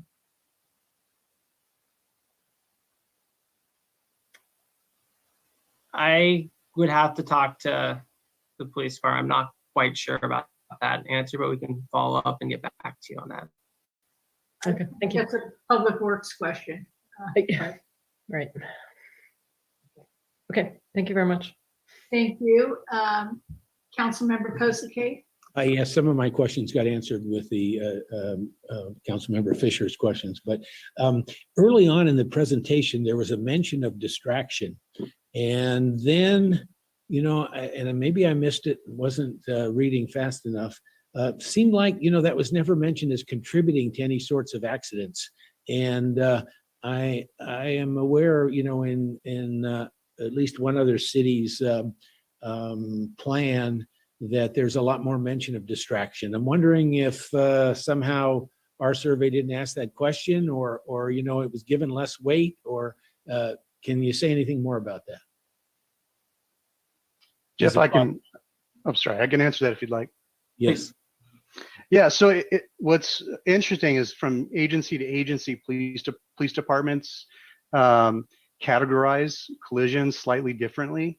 And what we found in Petaluma was that distracted driving was nested within the speeding category. And so when we developed our recommendations for the speeding category, we had to make it a little bit broader to also cover distracted driving. So there are absolutely recommendations both for the systemically citywide and also for the specific projects, but it just has to do with the way they're categorized and the way the report's structured.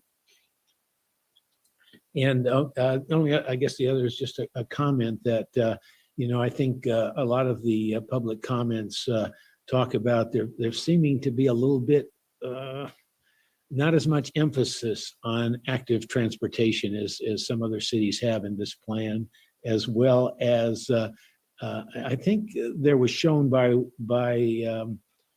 Mr. Hudson's presentation a slide related to public feedback, but I don't remember that being in the actual report. You know, it doesn't. I don't recall that in the actual report as published in the draft that it quantitates at all the public response, and I think that would have been helpful to people. Yes, there will be. So we will. It's an appendix, and we will be updating the appendix with everything that we received through the forum, as well as everything that we've received through the written comments tonight, and also through the spoken comments. So everything will be compiled into the final report. Okay, that's all I have for now. Thanks.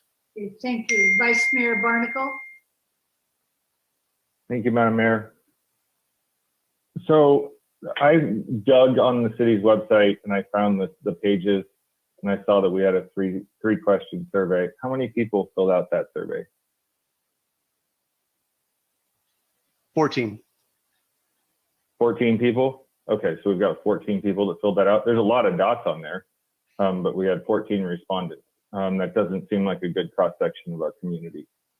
In the other cities that you worked in, I read the letter from the Sonoma County Bicycle Coalition. Can you say why, for Petaluma's plan, we didn't reach out to Sonoma County Bicycle Coalition and engage them in this project? I believe at the very beginning, I would have to go back and check, but with the Bike Coalition, I would have to check the series, but we did send out a series of invitations to the working group, out to various advocacy groups and other things. I would have to go back and verify if we sent one to them specifically. I don't. Okay. I couldn't tell you off the top. I couldn't tell you off the top of my head. Okay. And did you, in the course of this, do any in-depth surveys about locations specifically? Because that we're getting really good and detailed data on accidents, right? But we're not getting detailed data from the community, or at least, I mean, from nearest I can tell, we've had 14 people provide any input into this from the community. Is that accurate? Yes, we've had 14 people. Yes. Okay. So and did you talk to any of the school districts, or in particular the schools themselves? Again, I'd have to see. I don't recall off the top of my head who was initially invited, but our working group that moved forward through the process, I don't recall attendance from the school districts. Again, Okay. I'm trying to recall off the top of my head. Okay. And so we talk a lot about speeding in AB 43 passed. Is there why didn't we have any mention of reducing speeds in districts? Especially, I note that downtown has the highest prevalence of pedestrian accidents, and reducing speed to 20 is, I mean, there's a reason why they call it 20 is plenty, right? That's because that's the speed at which a lot of people can live through being hit. So why wasn't that included as a recommendation? So the law doesn't, there's still a lot of limitations on the law. You have to establish, there's still a process that you have to go through. Very similar, you have to establish a safety zone and go through a process. You still can't just reduce the speed limit just by signing the paper. So there's still a process you have to go through.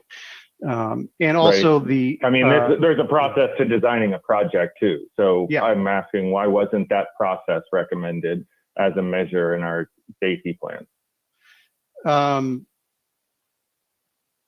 I would say that our recommendation is reducing speed limits. We do have a recommendation systemically. It's as we modify the roadways. I don't believe that there's specific call out to establishing safety zones though. Okay. And this one, in the staff report, on the alternatives, it says if council has not approved the local roadway safety plan, it jeopardizes future grant funding opportunities. Yes. Can someone say what grant funding opportunities are coming up in the next 6 months, and what the total dollar value that we're going to be trying to obtain from those is? Eric, do you want to take that one? Yeah, I'll take it. The one that's coming up most recent that this one is requirement for would be the Highway Safety Improvement Program. So it is cycle 11. It's expected to be due, I think, April 2022. So it's coming up. And like I said, it is a requirement. There is no dollar value necessarily assigned to it. What I can tell you is for the Petaluma Boulevard North Guardrail project, the RRPs and Signal Head, which was one project we were awarded last year, we just finished up. A total dollar value of that was $600,000, and we didn't even have a local match on it. So it depends on the project that you have and the countermeasures that are applied to it. So it could be a $2 million project. It could be $100,000. It just depends on the project that you submit. But I think I've previously mentioned is that Petaluma has been successful on this. So I don't want to miss that opportunity to apply for it, because we have now, with the local road safety plan, we do have opportunities to get some of these safety improvements done. So a couple months ago, I did my own survey. I got 100 responses of very, very specific things from the community. Was that reviewed and analyzed by Jake and team?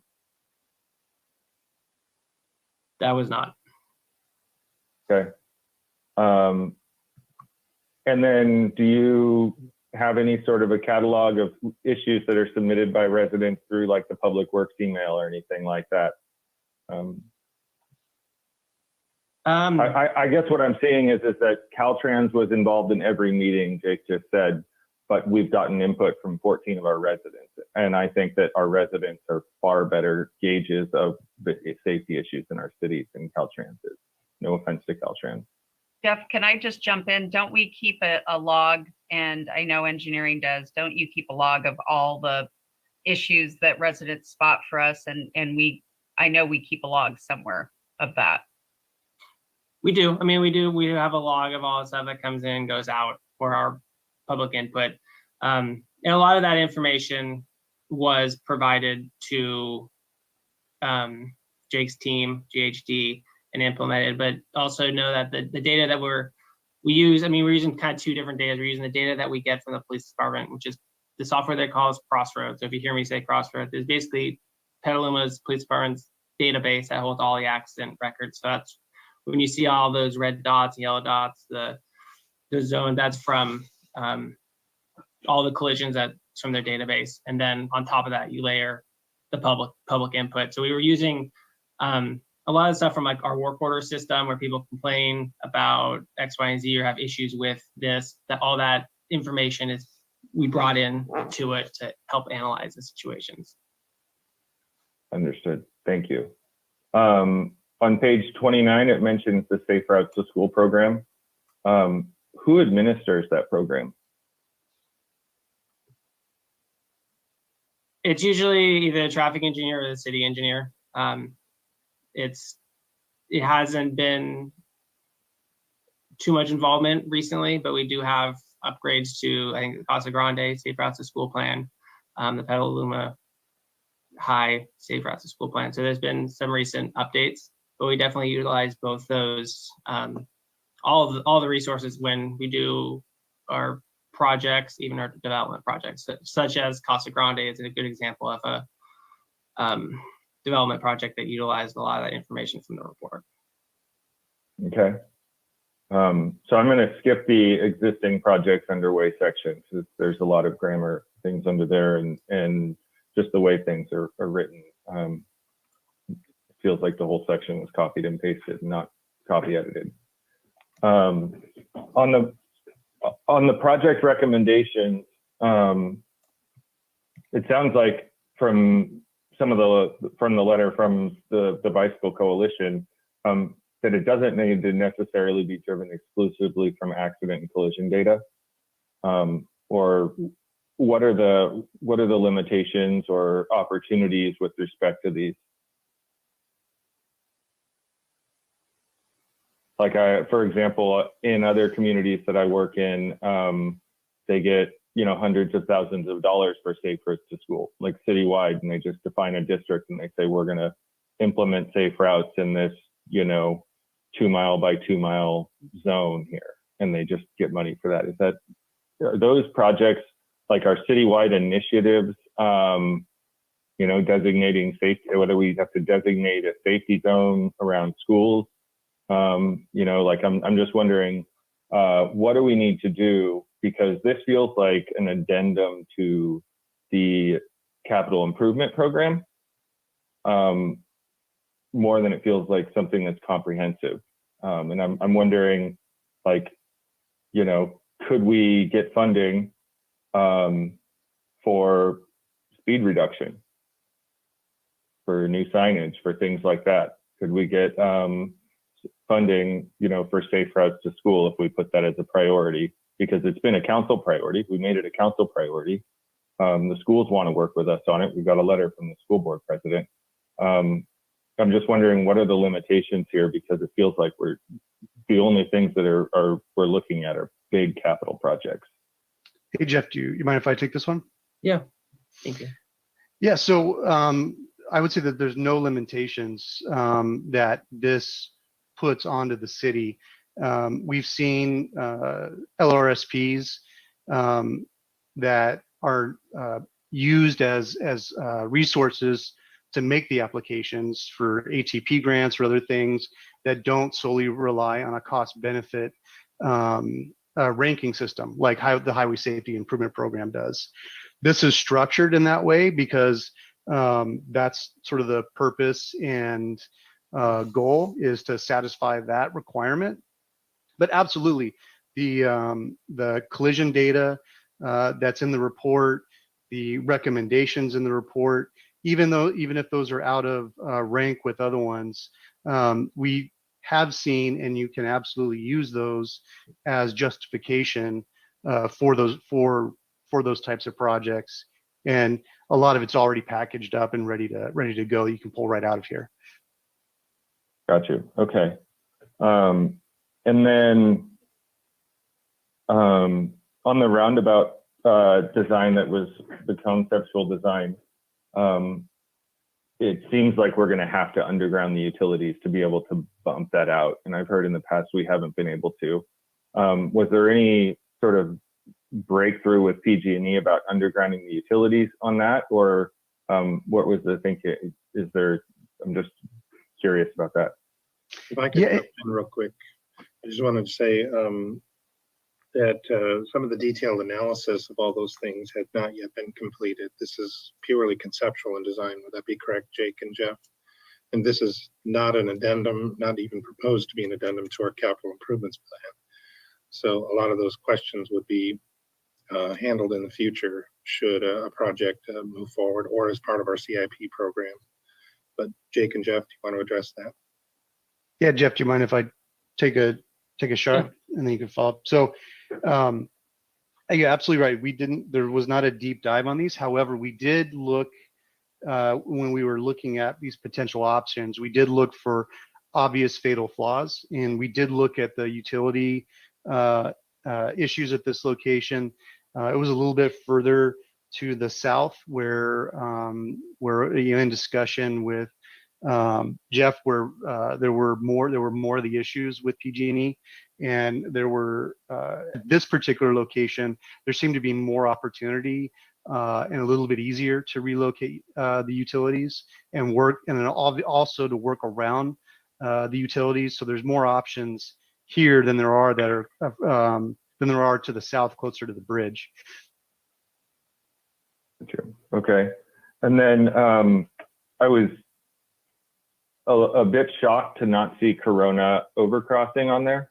And you know, one of my inherent thoughts when I read this is that we're looking at solutions for today's problems and maybe not tomorrow's problems. And in particular, thinking that we're going to have a second train station over at the corner of McDowell and Corona Road. And potentially a transit hub there, and we have a pretty unsafe overcrossing, and that didn't make its way into the active projects. It didn't make its way into a safety thing. You know, there's a fatality up there. I don't know that there was really much mention at all of the Corona overcrossing. Or the lack of a Caulfield Bridge with all the development that's going to be coming on the waterfront there. I'm just wondering how some of those major infrastructure projects, in particular Corona, I'm interested in, why was that left out?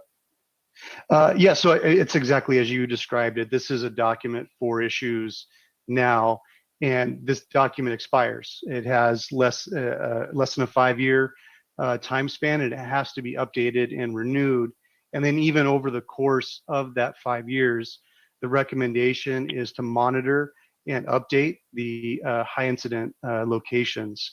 And so as locations rise within the rankings, or even as priorities rise within the city in tandem with those, the document is meant to be a living document that can be updated to include those over time. Got you. And then final question, how, on that note, how did this document take into account expected growth over the next 5 years in different parts of the city, whether it be projects in the pipeline, just, you know, basic land use density, anything like that? And the problems that might occur, right? Because implementing a solution for what we've experienced over the last 5 years, if, you know, the density in an area triples or something like that, you know, those are different issues, right? Yeah, and so I would say that was a conversation that we had quite often during working groups when we were looking at solutions with the city. We were talking about the future land use, future land use plans, future developments, where traffic would be coming from, coming into either these high concentrations of collisions, or if there's the potential to exacerbate those, or if there's even low concentration locations. There was discussions about if particular developments could potentially in the future rise that up to a higher level. So it was very, very present in our discussion. But again, it falls back to that, this is meant to be a document about the collision patterns that are happening now, and then to use that to inform, or to be updated over time, and to inform those developments as they come online. All right, thank you. That's all my questions. Thank you. Councilmember McDonald, followed by Councilmember King. Thank you very much. I'm so glad that you're talking about safety, the safety plan. I'm looking through the document and seeing a whole bunch of important facts. One is that there's about 1.5 accidents a day in Petaluma, consistent over the last 5 years. 1.5 collision reports from the police.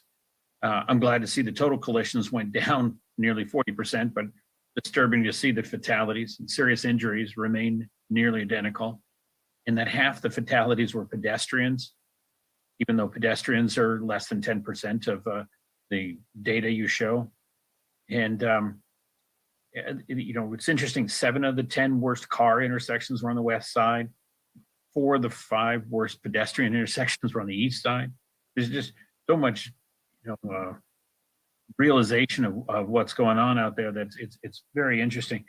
So I guess my question is relative to other cities, do we have about the same order of magnitude of collisions and fatalities for some metric? Yeah, I'd say, oh, sorry, there's a bit of an echo. We've done a lot of LRSPs, and I would say that Petaluma, looking at the population and then just the geographic size, I would say that Petaluma is about, on average, if not a little bit lower. This is just, not by any specific metric. I would just say what my overall intuition is, as far as how much how often, how much collisions are occurring within the city. Where I think the distinctions that you typically find are in the types of collisions and what's leading to the collisions. For instance, there's in some cities, DUIs are a major issue. That's not the case here in Petaluma. Speeding is almost always at the high end of the list. But there's some cities that don't have speeding. So I would say that Petaluma is very average in terms of its overall collision, I'll call it profile or landscape. That's the best way I can coin Sure. it. Sure. And those points of densities, is it typical that there's such a clear pattern of density of the bad acting areas? That's a really interesting question. We've seen some cities where it's across the board. We've seen some cities where the collisions are spread out throughout the city, and then we've also seen some cities where the collisions have a very clear concentration. I think here, with Washington being the primary crossing the crossing of the water, it's there, and just the built out or nature around it and how tight things are there, it certainly lends itself to a higher collision pattern. And we see that same street layout type of issue lead to concentrations. So I would say just the way that the city is laid out, it certainly lends the patterns to be concentrated here. But some cities, we don't see that. Which is good, because then perhaps we can fix the worst areas. So I don't recall that this was brought to the Pedestrian Bicycle Advisory Committee, and that seems to be key stakeholder. And I would hope that there's still time, because certainly the feedback that we're hearing from them right now, especially since they have one member who's a subject matter expert, that they really need to have their voice heard on the components of this. And in the report, it says that car sites first and bike and pedestrian sites could be a future grant opportunity. I don't think, is there any reason that's a necessity? Well, it seemed like you could do all the ped and bike top five for less than any one of the automobile solutions. We get the bike and ped elevated here, or at least remove the word future and put them on equal footing. Certainly, I can take that note down. I'd also say that any one of these could be, or all of these could also be grouped into a single larger grant application, and we see that happen quite often. So, and then also some could be taken out, like I said, and implemented as part of other programs that are more geared and have a higher priority, or have a higher preference towards particular types of collisions that program's trying to address. So we can, Eric, I'll take down that note. Thank you. Yeah, and also it says in the report that this offers the Public Works Director the opportunity to implement, or directs them to implement. Just exactly what are we going to do to implement? I mean, does that mean project go ahead? I hear you say no, but perhaps there's a better word than implement. Yeah, so okay, so the implement, as you heard from I believe it was either from someone who spoke before me, there are smaller projects and programs that could be implemented that are already being implemented, and then the larger projects and programs, there's a course that they have to go through. And so implementing just says that within that toolbox of measures and within the authority granted to the staff, they still have to operate within their granted authorities, and that still requires going through the project development process and selecting which projects out of the toolboxes move forward. So it's basically just let's move these locations forward. Let's look at the toolboxes, the range of options. Let's continue to move forward with those and look at those all basically in the regular order of business. Right. There's so many items listed here as measures that are just that could come from the maintenance department or minor construction. But maybe implement could be substituted with a word such as, bring forth to council consideration, or, initiate project proposal. Implement scares the public when you say that. So it's kind of a dodgy word. That would be my questions at this time. Thank you. Thank you. Councilmember King, let me just see if Gina Benedetti-Petnick wants to speak something now to maybe inform us before we ask more questions. You're on mute, Gina. Thank you, Mayor Barrett. Thanks for just a moment to respond to a couple comments I heard, perhaps provide some clarification. And the first has to do with safe routes to school. And, you know, we have been much more active in responding to our safe routes to school reports and involving them and developing them with our current CIP projects. And we've recently completed some transit work by Casa Grande High. And as Jeff mentioned, we are integrating some bike and ped improvements that are referenced in the Safe Routes to School for CASA, and that's being implemented through a development project. And then our senior traffic engineer, Ken Eichstedt, who couldn't be with us tonight, he's on vacation, but Ken has been meeting with both Petaluma High School and Casa Grande High School with the principals and you know, discussing areas that are of the highest concern and priorities, and starting to help tackle some of the issues that they've highlighted, many of which intersect with their Safe Routes to School reports, but some that don't.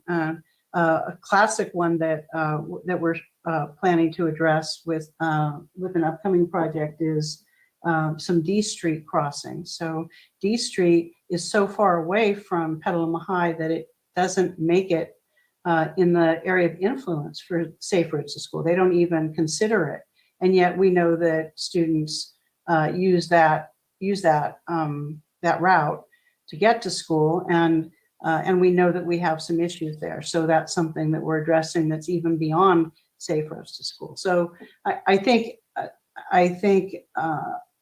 suffice it to say that we can continue to enrich the Safe Routes to School effort, and we should. And we realize it's an extremely high priority to council, and really an imperative in our active transportation program. And then I heard something, and I might have misunderstood, but it triggered a couple thoughts. I heard the expression that the LRSP was an addendum to the CIP program, and I'm not quite sure. I think it was Vice Mayor Barnacle who mentioned it, and I'm not quite sure. I can clarify what I bet. That we're identifying projects in here that are going to receive funding, and because they're in there and they're going to receive funding, and what I understand this to be is that then we're going to go seek grants to implement these projects. I'm wondering, it feels like we're creating more capital projects that aren't in our SIP right now. And I'm just wondering how that's honestly I'm confused by how, are these new projects that are coming online? What's because they weren't in the capital program, right? So that's why I just don't understand the way the two intersect. Sure. Maybe I can help clarify, and Jeff, you can jump in and help me out with this. But the way I envision this is that the toolbox of all of these potential projects that we see in the report gives us an opportunity to explore funding for them, whether they're in our current CIP or not, irregardless. And that should we identify, the plan is giving us this, giving us some priority areas of concern, real safety issues every day that we're experiencing. And it's saying, these are the areas, city, where you need to be concentrating your safety programs. And with that information, we can help develop with council priorities in mind, not off on a tangent, but with council priorities, we can continue to bring in new safety projects as we should over time. And they would be responsive to these high injury networks. So in that sense, I suppose you could think of it as that, but what it's really doing is enabling us to get more funding for safety programs where we need them. And for any given project of the level of, for instance, the Lakeville and D or Lakeville and East Washington, those are large, major projects. And those aren't anything that would happen if they weren't a council priority. If they didn't, if they weren't vetted through a full traffic study, if they weren't vetted through public outreach and committees and commissions and council review and comment. So those are projects that, we would explore. They may fall off as being infeasible. They may morph into a safety project in those areas that in our collective, estimation would serve the need better. But ultimately, it gives us an opportunity to help fund those, whatever they might become. And so I see it as a tremendous advantage to have this. And to the extent that we need, this is a draft document and we agree that we've got some cleanup to do. And we have now a wealth of additional public comment to incorporate into this draft document and to, respond and consider all of that. So it's been a really valuable evening for input and much appreciated by staff and by the team, I'm sure. And Jeff, any other thoughts on how you see that process that I'm missing, or any other clarifications to add? No, I think you nailed it right on the dot with that explanation. The only thing that I would add is, like, there are projects that are quote unquote low hanging fruit, like always stop on D at 5th, where it's something that is needed, but it could also, even though it's something like our operations team can do, it could benefit some of our CIB projects, because we are looking at active transportation projects on 5th as a bike corridor, and having a always stop there at 5th now gives that opportunity for the bike corridor to go through. So it just kind of that symbiosis of the two projects being able to meet. And I think that's what this report really helps, is it kind of ties everything together. And Okay, so let's go back to the council questions and comments, if we might. So thank you, staff, for weighing in on that. So Councilmember King and then Vice Mayor again. Yeah, thank you, Madam Mayor. And just to confirm, you want both questions and comments now. Yeah. So let me start. I have a handful of questions, and this is a bit of a comment too. One question is, what is, quote, advanced dilemma zone detection, end quote? I speak a lot of languages. I don't speak that one. Jeff, you want me to take that? Yeah, please. Yeah, so it's new technology that it's not actually not that new, but it's newer technology that's being used in traffic signals. And I guess the best way to explain it is that when a traffic signal turns yellow and red, the time that it takes to do that is based on an assumed speed of people, an assumed approach speed. However, the problem with that is that if people are going faster than that approach speed, you don't have enough yellow and red time to accommodate them. And if they're going slower than that, the signal doesn't operate very efficiently. And so rather than working with an assumed speed, what the new technology does is actually measures the speed of approaching cars, and then it automatically adjusts those yellow and red times. And there's a lot of other benefits too, where if it detects that a car is going to be running a red light, it won't turn the side street green. It will actually, if it's detecting that, it'll hold people back. And that's gained a lot of popularity in the HSIP program. Those get funded quite often, and they're very effective at broadside red light running type of collisions. Thank you. And I guess my comment on that is when we come back with a final or next report, that there is that explanation in there so that not only the council but members of the public can, understand the technology, that the technological words being used.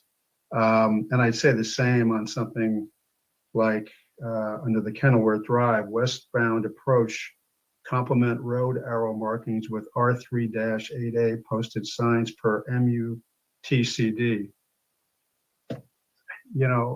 We need a better explanation for that and things like that in the report. I realize this is technical stuff that you guys work with every day, but hardly anybody reading these reports and making decisions on them or commenting on them in the public will really understand that.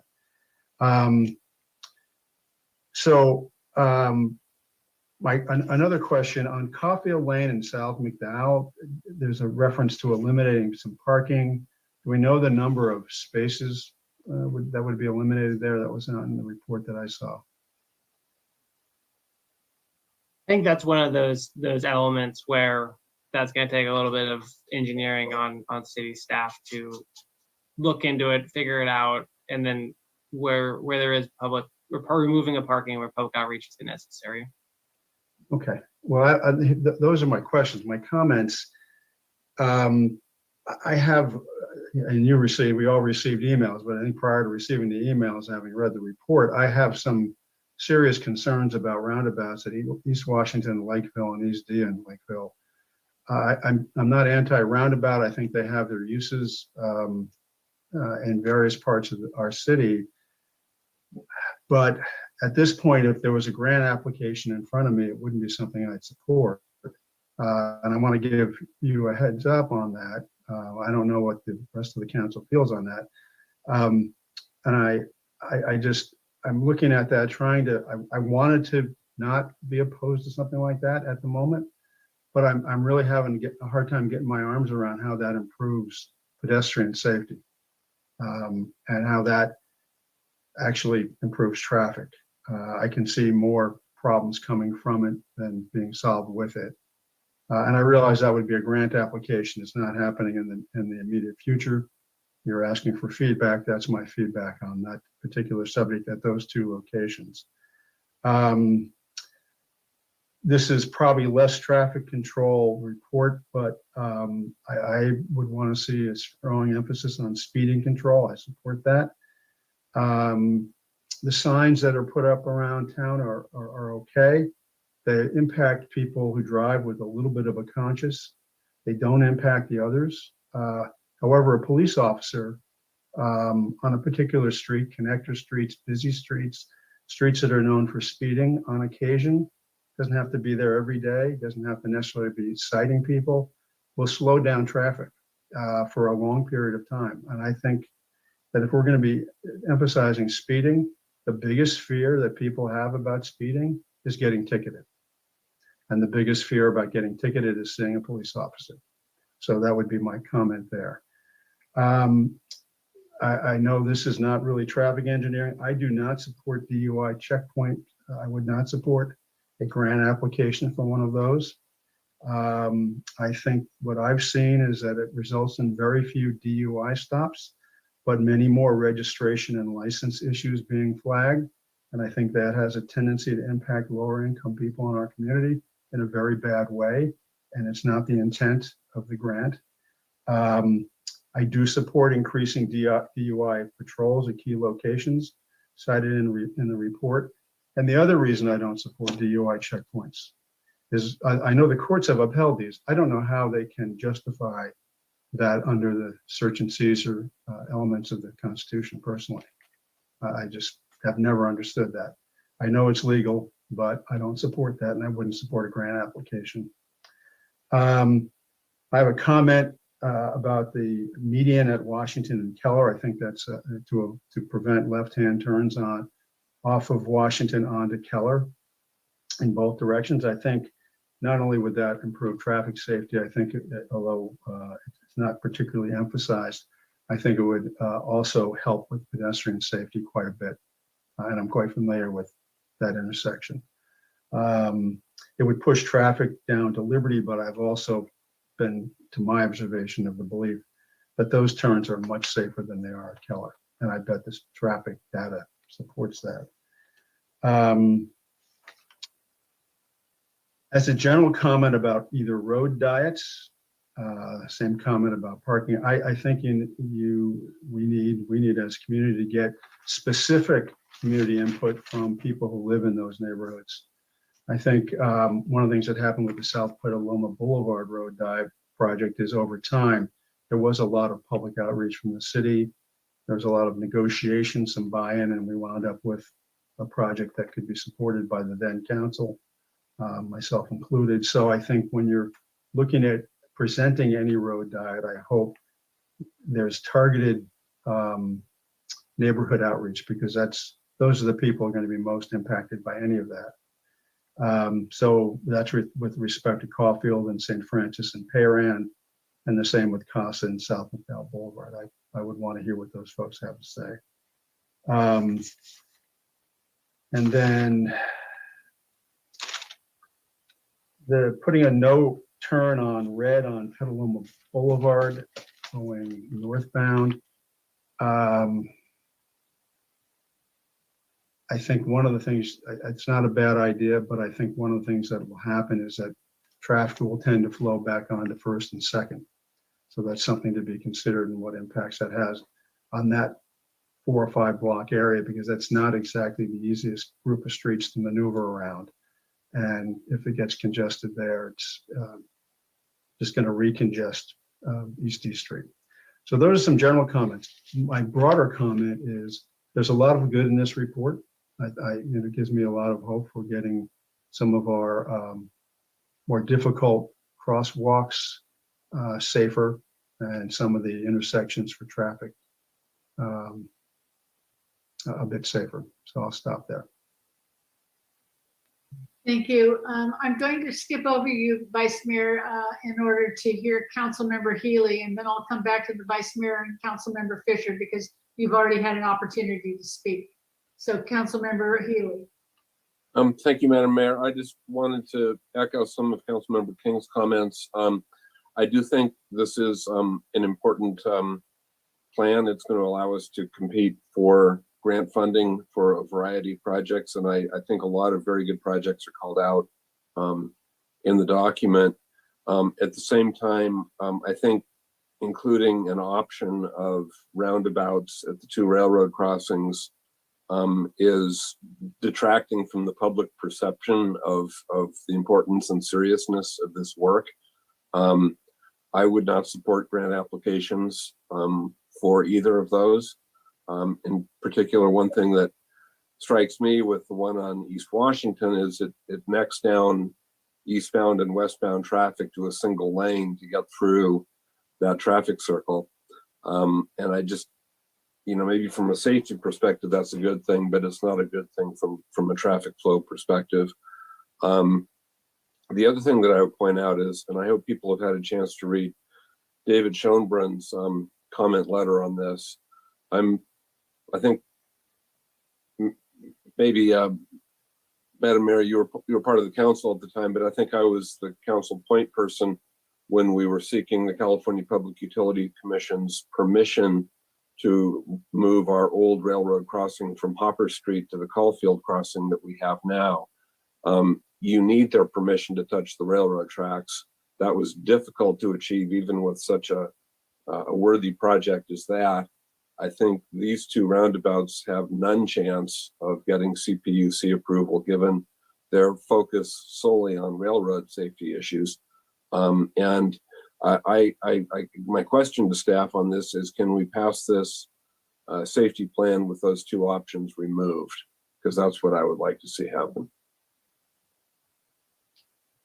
Thank you, staff. We can certainly remove them if that's what the council decides they want to do. The benefit of having them in there is that it gives the opportunity, if they do, for some reason, make sense, we could be possibly get them funded. You know, a lot of the things that you guys have mentioned about those two roundabouts, the concerns, the safety, what benefits it has as an increased level of service, as a reduced congestion, those are all things that need to be looked at. I mean, it needs a feasibility study, and without that feasibility study, it's just hearsay. And it's a document that is needed to really kind of say no, go or no go, because it could be a good improvement, but we won't know unless we actually look at it. So let me ask this: Did anyone even look at the CPUC regulations and procedures for evaluating things like this? Healdsburg has a roundabout that's already been approved by CPUC and is installed. City of Windsor just with no train completed. service going through it. But it eventually will. So they did have buy off on it. I just think it's an out of the box solution. And it definitely needs a little bit additional research and study being done, but it doesn't have to be included in this report. But there are consequences without doing it, is that we won't be able to fund it. But there are other improvements shown at those intersections that could be done, such as the cameras, signage, and striping. And those are good. Thank you. Let's go to the Vice Mayor and then Council Member Fisher, and then to our Public Works Chair. Great. I had two additional questions, and then I'll give my comments. What projects are we planning to propose in April? Do we know yet? We don't have that yet. I think it would be good to get the report finalized, see what's out there. I mean, I think one of the things that Jake mentioned was that it's not necessarily looking like, if you want to do cameras, not looking at like Lakeville and Beaver cameras. You go look system wide and do all the intersections. So there's opportunities to do that.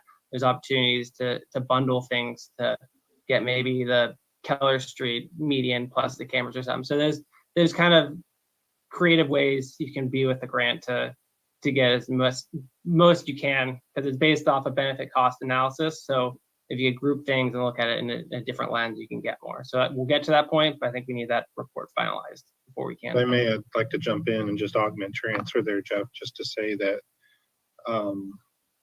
the biggest thing that would happen, and this kind of references the prior question, is we could cross things off, because put it, Jeff, just the idea, the hearsay, I think is how you described it, but until things are further studied, I have seen remarkable,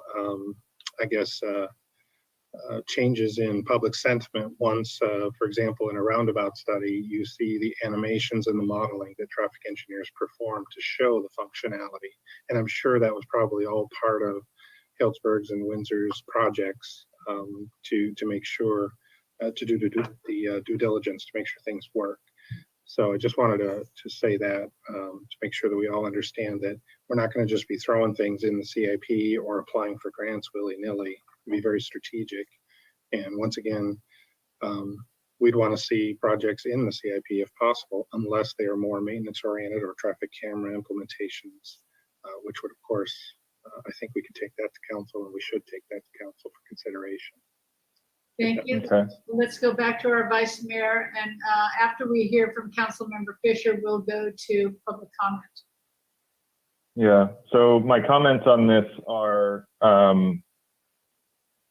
I don't think this is a draft that's ready to be approved with or without the roundabouts in it. We have a whole section that uses the wrong tense and speaks to projects in the future tense. And before I'm ready to support anything like this, or I would hope all of us, I'd want to know the status of the projects that are underway, and I'd want that to be accurate for the point in time. And that's part of our role as the oversight body. 14 people from our community is not nearly enough for a survey. I did a survey of street safety issues and got 100 responses in a matter of weeks. this is something people are more than willing to contribute to if they know about it. When I saw that there was public outreach, I found one community update email that had it in it, and I found one Facebook post that had it on it. The Facebook post had three reactions, one like, one heart, and one laughing hysterically because they don't think it's needed. There hasn't been community outreach. For us to not include the schools in this process, these are our most vulnerable residents. These are the people who we want to be walking to school. We want to be active. To not include their points of view in this is an oversight. I would like to see an appendix that literally goes through and asks the school crossing guards to fill out a survey of the issues that they experience on a daily basis. Because the few that I've talked to are not shy about sharing what they see on the ground every day. And, you know, as President Pond talked about in her letter to us tonight, they want to work with us. You know, not even the school that she represents, but WA School, which is where she lives. They have multiple crossing guards that they employ to keep kids safe when they're crossing streets. Those are things that could possibly be addressed with engineering, with traffic enforcement, things like that. And, you know, I'm a little shocked to not see representation from the police department here tonight. When I first talked to Ken Sabano when I was running for office, he said traffic, death and injury from traffic accidents outnumber violent crime 2 to 1. Someone from the police department should be here if that statement is true. The enforcement numbers and the drop in enforcement numbers, you know, they talk about fewer police, but I have 4 or 5 questions that I can't get answered tonight, and I want to get them answered before I vote yes on this. And you know, for that reason, I think it's this is not in final draft form. It might be in first draft form. I certainly want to see speed reduction and at least a discussion of what the process is to go about doing that, because the areas that have the highest incidences of pedestrian accidents are ripe for slowing down traffic and having a direct correlation on saving lives. And so if I were to give specific input, I want to see slowing down traffic near schools and in downtown. I'd like to see a detailed survey of school crossing guard principals and the school districts. And I'd like to have a community survey go out that actually gets detailed recommendations from people. I mean, I didn't see the residents of Keokuk represented in here, but I can tell you when I did my survey, there was so many comments about people talking about speeding away from St. Vincent's High School, blowing through stop signs, things like that. And I don't see any of that represented here, and it's unfortunate because this is such an important document, right? When Ken Sabano told me that became my top priority in my campaign, right? I don't, I care about climate, but I want to save people's lives too, and we're not going to get people out of their car if it's not safe. And in terms of the purpose of this document is to create a framework and a process. We have to have good data input and complete data input to get good output. I know we have traffic counts on these streets. I'd love to see weighted analysis. So accidents, collisions per 100,000 trips or something like that, because these are also our most frequented streets. And I want to know if a street like St. Francis that has a lot less traffic on it, but I get emails from people all the time about people speeding, if there's more collisions per 100,000 trips. Those are things that I'd like to see in a document like this to feel like we're making informed decisions and really prioritizing safety. So there's my comment. Thank you, Councilmember Fisher. I agree with Councilmember Barnacle, Vice Mayor Barnacle, that this is too draft of a draft form for me to be able to approve tonight. I wanted to ask about under intersection safety improvements. It says consider amending the city's municipal code requiring property owners to maintain vegetation near of minimum site distance requirements if vegetation is within their property line. Do we not already have that in the municipal code? Because I recently had to trim mine because it was in violation. Yeah, I believe it is part of our municipal code for the property owners to maintain the fronting landscaping. That section should be revised. Okay. And are there already any other actions like that that are already in our codes and part of our operations? That's the main one because it covers a lot when landscaping overgrows into sidewalk and people have to walk around it, or if it goes into like a front of a stop sign or a signal. Yeah, I guess the question is, I just caught that one, but were there others that you caught that we already do that shouldn't be in here? Not that I'm aware of. Okay. I think what I'm hearing, and what I'm now realizing is that this document is based purely on collision data, right? In our police data. It's not, again, to the Vice Mayor's point, it's not based on the lived experiences of our community. I mean, those of us who live near high schools know not to go out and cross the street at 8:30 in the morning. We'd be taking our life in our hands to do so, or at lunchtime. And again, I've heard a number of people on Keokuk, again, talking about the fact that that's now a through street, and that speeding and traffic is horrific on that street.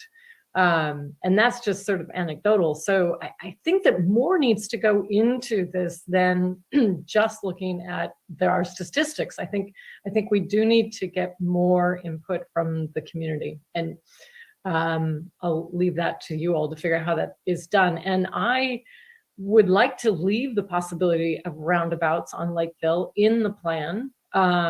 And to staff's point, just to do the feasibility analysis, because we know that in other places they are very effective. So I think that's all I have. Thank you very much. Thank you. So the city manager had her hand up. Jerry, did you reconsider? Sorry, no, I didn't reconsider. I just hearing what I'm hearing from council. I would like to ask if we could pull this and bring this back in the new year when we've had some time to clean up the draft and do our outreach. Okay, well, I still think we need to hear from the public. And I would like to do that before we have any more conversation, but I do see that the department chair had his hand up. Did you? I guess it's down. Okay, so I'm going to ask our deputy city clerk if we have had any public comment on this item. We've had 48 public comments on this item. Okay, thank you very much. And now I will ask our moderator to see if there's anybody in attendance who would like to speak specifically to this item. Thank you, Madam Mayor. Some members of the public already are raising their hands, but others that have not raised their hand, please raise them and you'll be called on in the order in which your hands were raised. You'll have 3 minutes in which to give your comments. And again, speakers are encouraged to be respectful. Threats of violence and obscenity are grounds for removal from this meeting, and please stay on topic. Our first speaker is Paul G., followed by Sheila Baker. Paul, you may unmute and begin your comments. Thank you, Council Members Barnacle and Fisher, for your clear comments and direction tonight. Petalumans were wise to vote you both into office. Tonight's presented traffic safety plan is incomplete and presented in an unfortunate error-filled report by Mr. Bolt, Mr. Stutzman, and the handpicked consultant. The traffic safety plan does not deserve your vote tonight. President Abraham Lincoln, most people respect him, penned the following goal, quote, "In order the government of the people, by the people, for the people shall not perish from the earth." That goal is in direct contrast to 2021's overreaching government at all 3 levels, federal, state, and local. Such government elitism repeats time and time again that they know best, which is just another way of saying it's too much effort and too inconvenient to fully engage the public, listen to their needs and desires, and then act according to honor the will of the people. What is happening tonight? So-called experts are talking to each other and hearing an error-filled report that's missing completely basic relevant facts. Compared to the presentation, I learned much more from reading the nearly 50 public comments, which far outnumber the 14 completed public surveys and which are nearly universally against the council voting for this incomplete plan. Do you know what we need for this transportation safety matter? We need a fully marketed, fully scaled public workshop on these goals. Just do that. Stop pretending you actually engaged the public on this item. You did not. Full stop. It is clear to everyone listening in tonight. Before we spend millions of taxpayers' dollars and significantly affect our daily lives, the city of Petaluma should engage with the public fully, which you have not done. We need the same medicine, a fully marketed, fully scaled public workshop for the oh-so-secretive wireless ordinance revision that continues to be hidden. Thank you for your comments, Paul. Your comments are no longer on subject, so we will move to the next speaker. Sheila Baker, followed by Janice Kidder-Thompson. Sheila, you may unmute and begin your comments. Thank you, Patrick, and good evening, City Council, Vice Mayor Barnacle, and Mayor Barrett. I did not get my information for this off Nextdoor. I don't think Nextdoor in its best day would have the quality that was posted by Councilmember McDonald on the Bike Petaluma Facebook page. So thank you so much for posting that, Councilmember McDonald. 73 pages or something. I just would like to say also that I was really touched by the Sonoma County Bicycle Coalition letter that first she says, Eris Weaver, this plan is incredibly sloppy when reading a public document so full of grammar and punctuation. Well, anyway, so she says that. And then second, I see no evidence of public input. Well, we know that one now. And third, she says on page 29 of the report is titled Education Campaign. The report authors pull some images and misquoted some text from SC, Sonoma County Bicycle Coalition's websites, and plucked it into the report. I am actually offended by this. Okay, well, I don't blame her.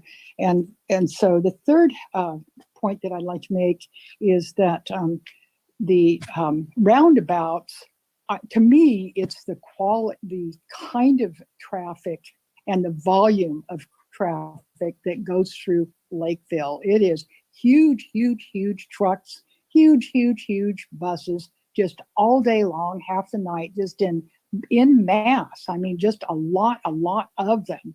And I can't see somehow that working with the roundabouts, with somehow twisting and turning these buses and these trucks and these big cargo things, thingaroonies. But so I think it's just, really wrong-minded. And I think the 50 some odd comments among them really state that as well. So anyway, thank you so much for having this, and please include the public and every step along the way, and clean this up, please.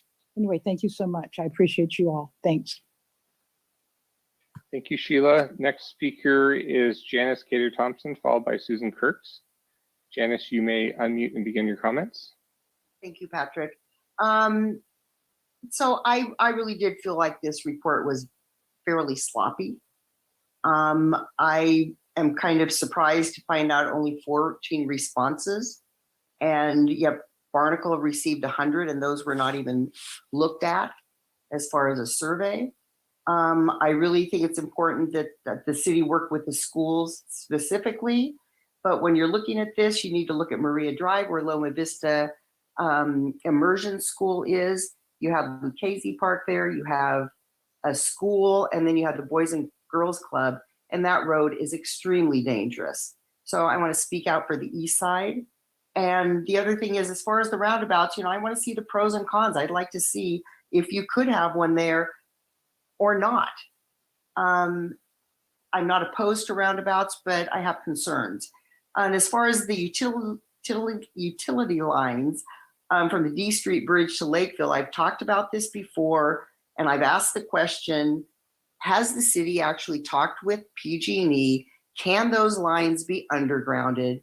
Because in order to do something on that road, you're going to have to widen it somehow so you have safety for bicyclists, pedestrians, and you're going to have trucks and cars going on that road because it hits Lakeville. So we can't ignore it. And there are opportunities there, but those utility lines seem to be an impediment.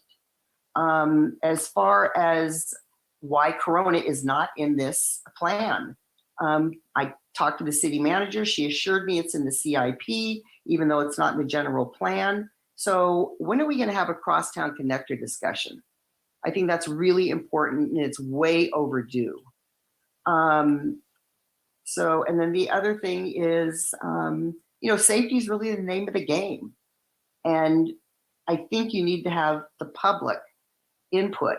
And, as much as next door can be odd, there's one discussion going on in next door about Rainier and reducing the lanes to make it safer. And it's the best discussion that I've really ever seen on next door. Everybody's very cordial, a lot of good information, and a lot of information that makes people have to think and listen to other people talking.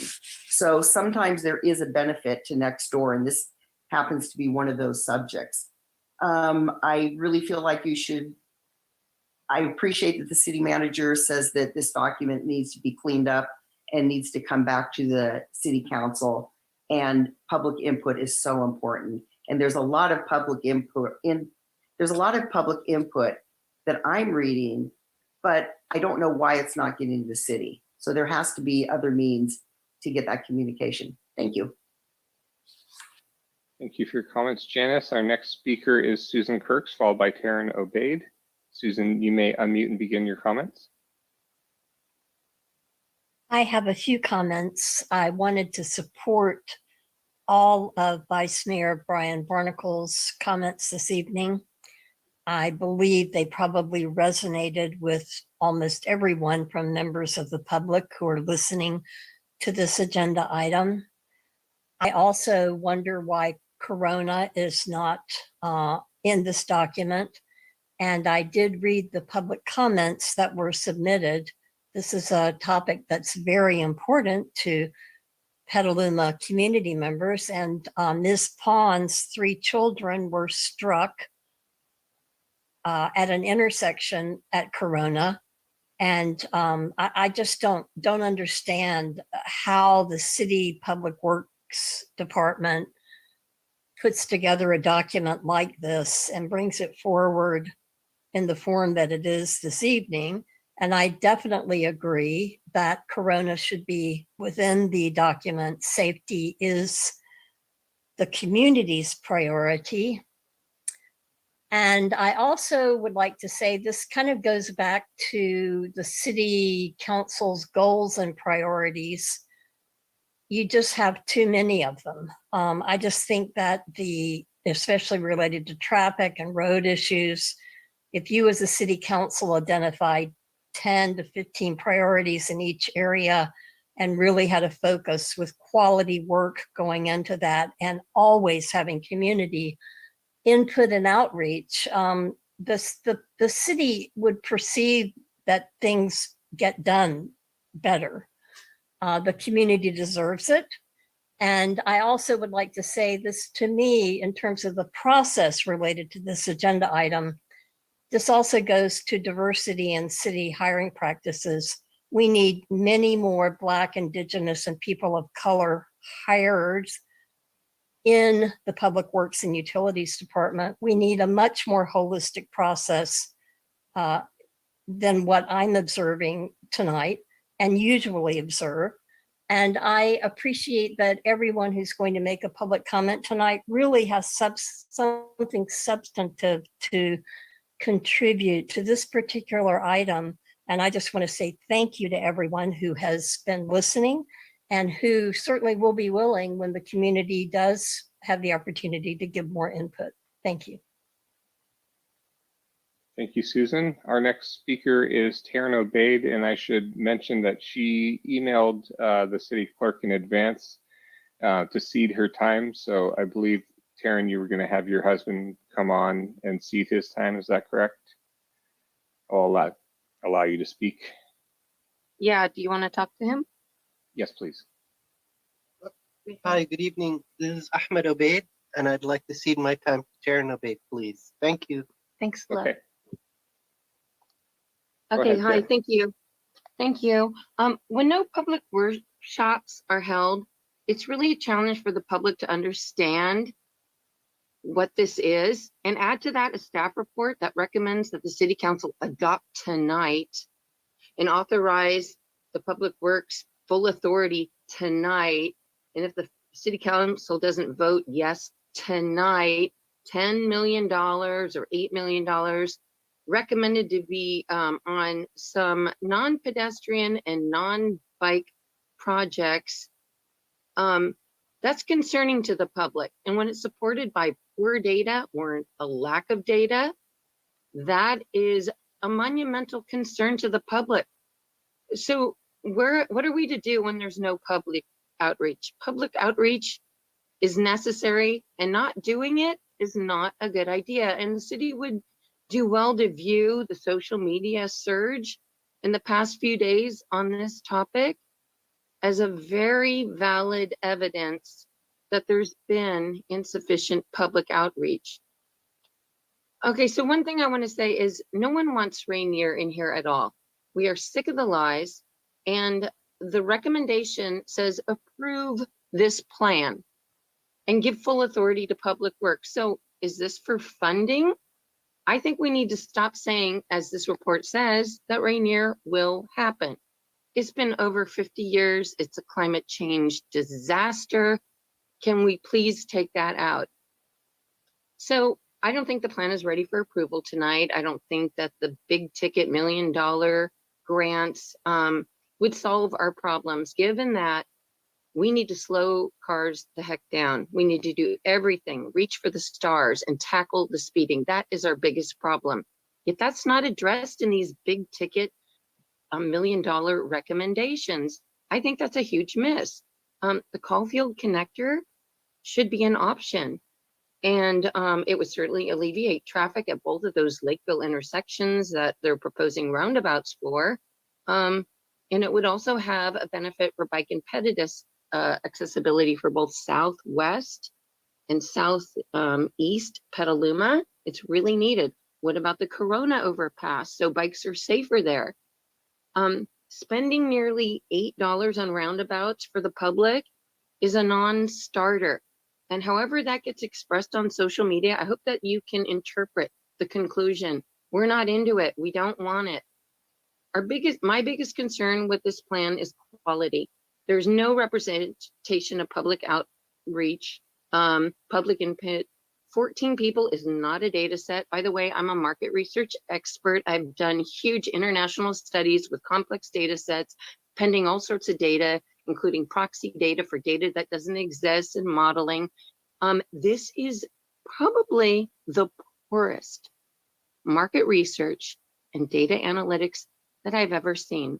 And pardon me for saying that. I say that with all due respect. Sorry, but this is very poor. And there's a saying in market research, garbage in, garbage out.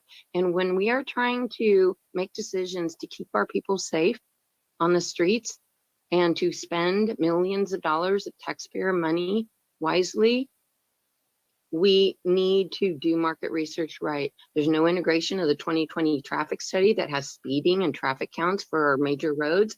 There's no survey such as Sebastopol did. There's no distracted driver data. You're saying that that's couched in speeding? No, that's not a thing. That is absolutely absurd. The analysis violates multiple market research principles and standards.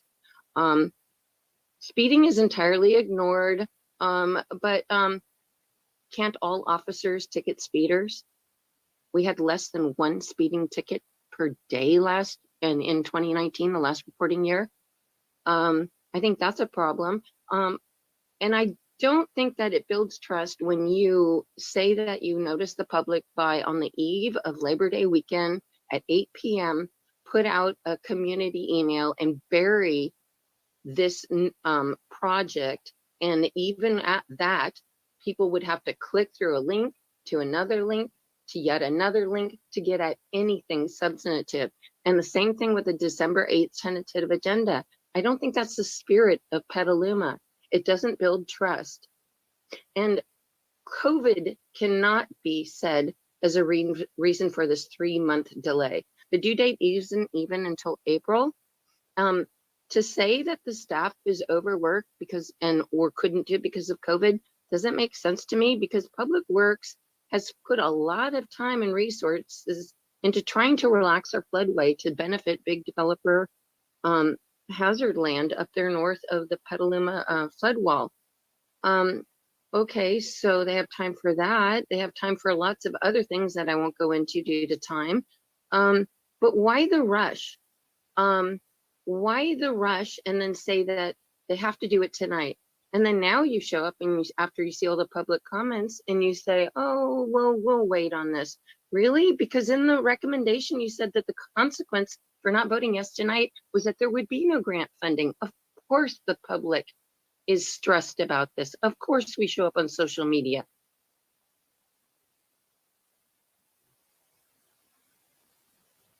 Thank you for your comments, Taryn. Our next speaker is Zyra, followed by Eris Weaver.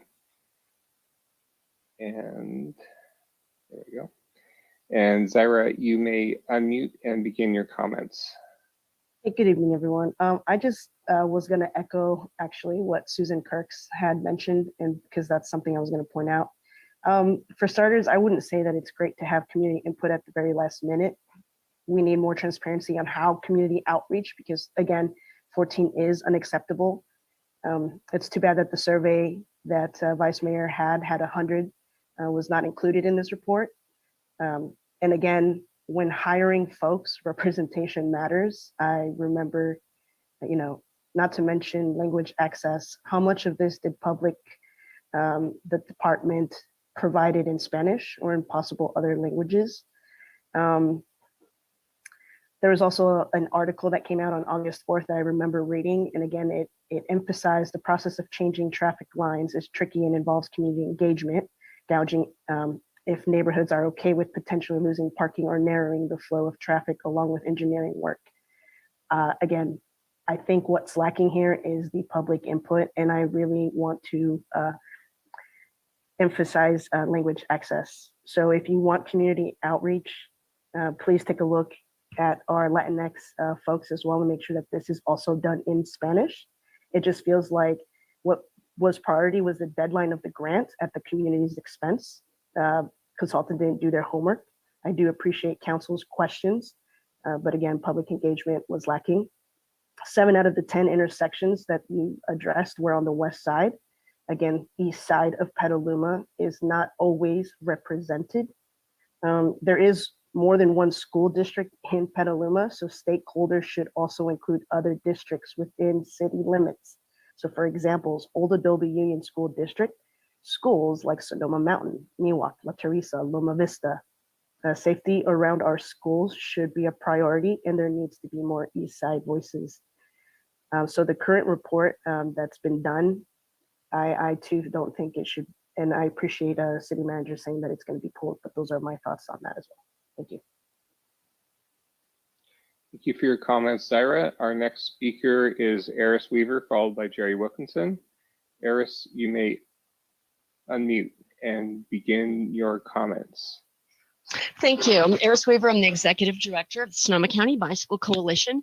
Don't worry, I am not going to repeat any of what I wrote in my previous comments. And as I've been listening to the conversation, I've been furiously scribbling notes and then crossing things out as other people said some of the things that I was going to say. I'm very happy to hear that you're going to take this back and clean it up before coming back. So I have no reason to doubt that the actual collision analysis data in there has any problems in it. As I did mention in my written comments, this is at least the 4th, it might be the 5th local road safety plan that I have gone through with a fine-tooth comb. And one of the things that I learned from that in all of the other city council meetings about all of this is that LSRP that program and the HSIP funding has some really specific parameters around it. So I know that some of that structure of the report does have to deal with those, has to meet those requirements. So I just wanted to make sure somebody said that. One thing that gets confused in various conversations that I want to clarify is safe routes to school. So there is the whole creating safe routes to school infrastructure that gets done between engineering and law enforcement. But then there is the safe routes to school education program, which is operated by the Sonoma County Bicycle Coalition, and people often use the term and it's not always clear which one of those aspects they're talking about. So I just wanted to be sure that got mentioned. I would like all of us, this is to everyone, to use the word crash or collision rather than the word accident, because the word accident implies that, oh, it just kind of happened and we can't do anything about it. And the whole point of Vision Zero and the whole point of the safety plans is that these collisions can be prevented, that they are done by bad decisions on the point of drivers and by bad design on the point of our cities. And then finally, as I said, I have read through at least 4 now of these plans, and all I can say, Mr. Hudson, what the heck happened at GHD? Because all of the other, a lot of the flaws that people are pointing out in this plan with the sloppiness and the incorrect data and missing stuff is not present in any of the ones that I've read. So I hope people don't take this instant as indicative of the abilities of GHD, because I've gone through multiple other reports that were far cleaner. So I don't know if this was rushing for tonight's meeting or what. But I'm very happy to see that it's going to be revised and come back. Thank you for your comments, Eris. Sorry I had to cut you off there. Our next speaker is Jerry Wilkinson, followed by Bev Alexander. Jerry, you may unmute and begin your comments. All right, fine, thank you. Hello, Madam Mayor and council members, Mr. Hudson, Mr. Stutson. I'd also like to extend a welcome to Mr. Bolt. Welcome to Petaluma. There have been a lot of worthwhile comments and observations. I will mention again the importance of the Corona overpass and Caulfield connector. I think those are the 2 key elements that are not really brought forth. To me, I think the larger issue here is really climate change and our 2030 goal of carbon neutrality. This report, and I've gone through it, focuses, as Councilmember Fisher pointed out, on traffic and police reports. But it really lacks of any input, which has been pointed out several times. I think the focus really needs to be on how to reduce auto traffic by increasing alternative transportation modes, such as bike and ped. The report mentions 4 E's as one of their key standards. And one of those is education. And that goes to the safe routes to school, which is very important. That's the future, the kids that are going to school now. So teaching them, creating safe routes that they can ride their bikes to school, starting the grade school and a little farther, junior high and high school, and they learn how to ride on the streets. I really think you need to get away from everything being based on the automobile. And too much of this is auto-centric, flashing lights and more signals and coordinated with this. Those are all wonderful things, but they do not address the larger problem that we're facing, not only as a city, a state, a country, the world. And we really need to get our head out of the proverbial inappropriate location and start looking at things in that perspective. So I think that pretty much covers what I wanted to say, and thank you. I appreciate the council members. I think all of you had some very good comments, and I appreciate the effort and the time that you put into this. Thank you. Thank you for your comments, Jerry. Our next speaker is Bev Alexander, followed by Ben Peters. Bev, you may unmute and begin your comments. Hi, thank you all for listening. I usually try to stick to the general subject and not attack people, but I was really disappointed in the staff for presenting such a rushed, incomplete plan to present to the city council and the public. I think that the whole item should have been pulled, and maybe there's pressure in terms of getting grants, but they just weren't ready. And to make everyone sit through all this stuff, when many of us had read a lot of it ahead of time and we knew the faults of it, and yet we had to hear about it even more, and the city council has to go through this too, is really disrespectful. So I really didn't appreciate that. With regard to the mention of Rainier, I would like to have a funeral for Rainier and eliminate it as being discussed as a done deal. It is a safety issue. It contributes to climate change, biodiversity loss, destruction of carbon sinks, and the loss of the last remaining native habitat on the Petaluma River, at least the North River. So why is the corpse of Rainier still haunting us? And serious consideration needs to be given to Corona and Caulfield. We cannot ignore these two good possibilities we have. And we do need to calm traffic. And we cannot do that and at the same time make traffic go faster and accommodate more traffic. So we need to make a decision about that. And I think we need to make it more inconvenient for people who want to leave the freeway and drive through town to avoid the jams on the freeway, and make it safer here for bicyclists and pedestrians, make it more convenient to use public transportation.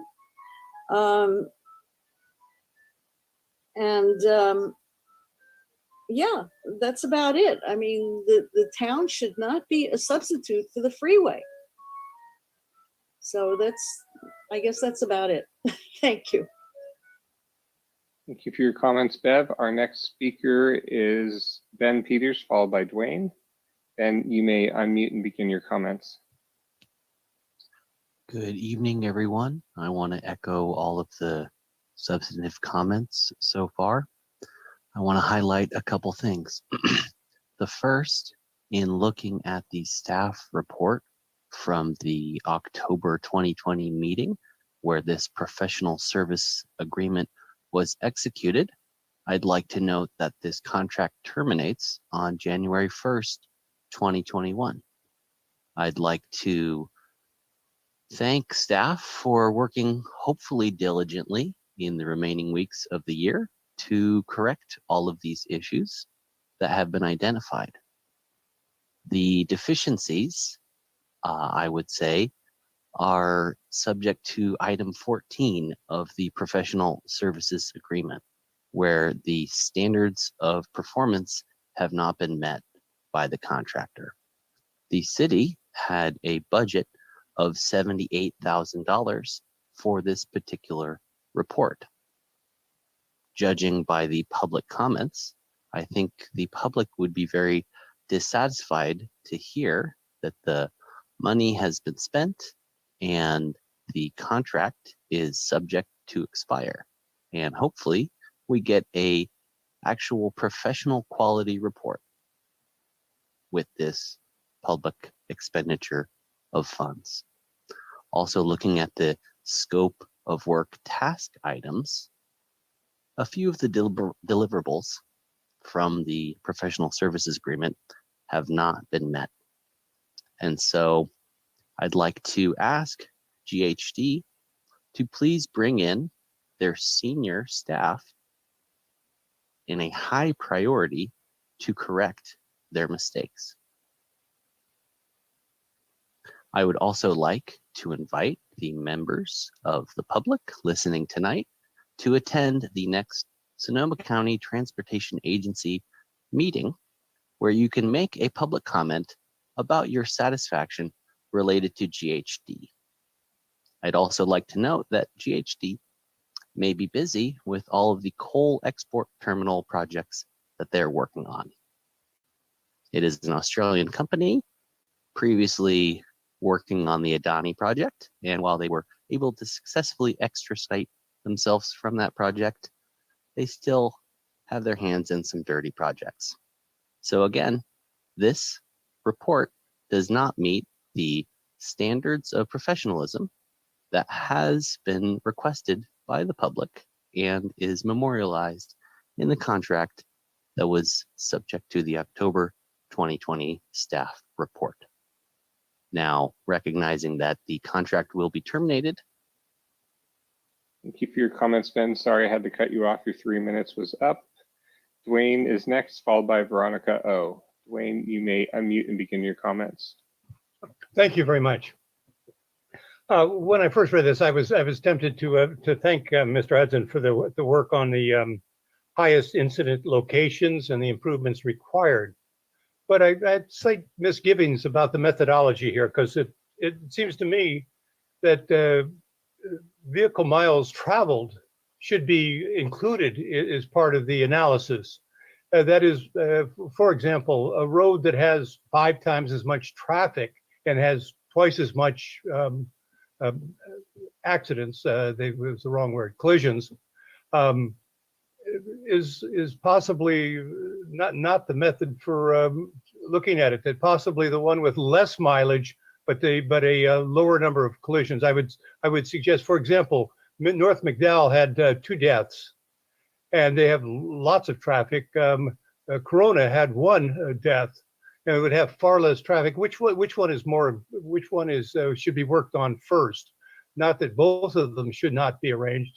I would suggest, as I suggested in my written comments, that we reduce the speed over the Corona overcrossing at to 20 miles per hour. Possibly McDowell should also be reduced in speed if we're going to have collisions that kill people. We talked earlier about the process by which speed is set, the speed limit is set. And the last time I checked that was many years ago, that they took an average speed of the vehicles going through and then applied a percentage to that, like 90%, and set the speed limit as 90% of the actual speed that the drivers think was appropriate. The problem with that is we don't ask the pedestrians, we don't ask the bicyclists, we just put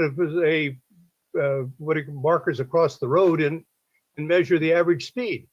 The process as dictated by the state was inadequate, and I would hope that it's been changed, but that seems to be the problem here, is we are not asking the people who are on bikes or walking as to what the proper speed limit is.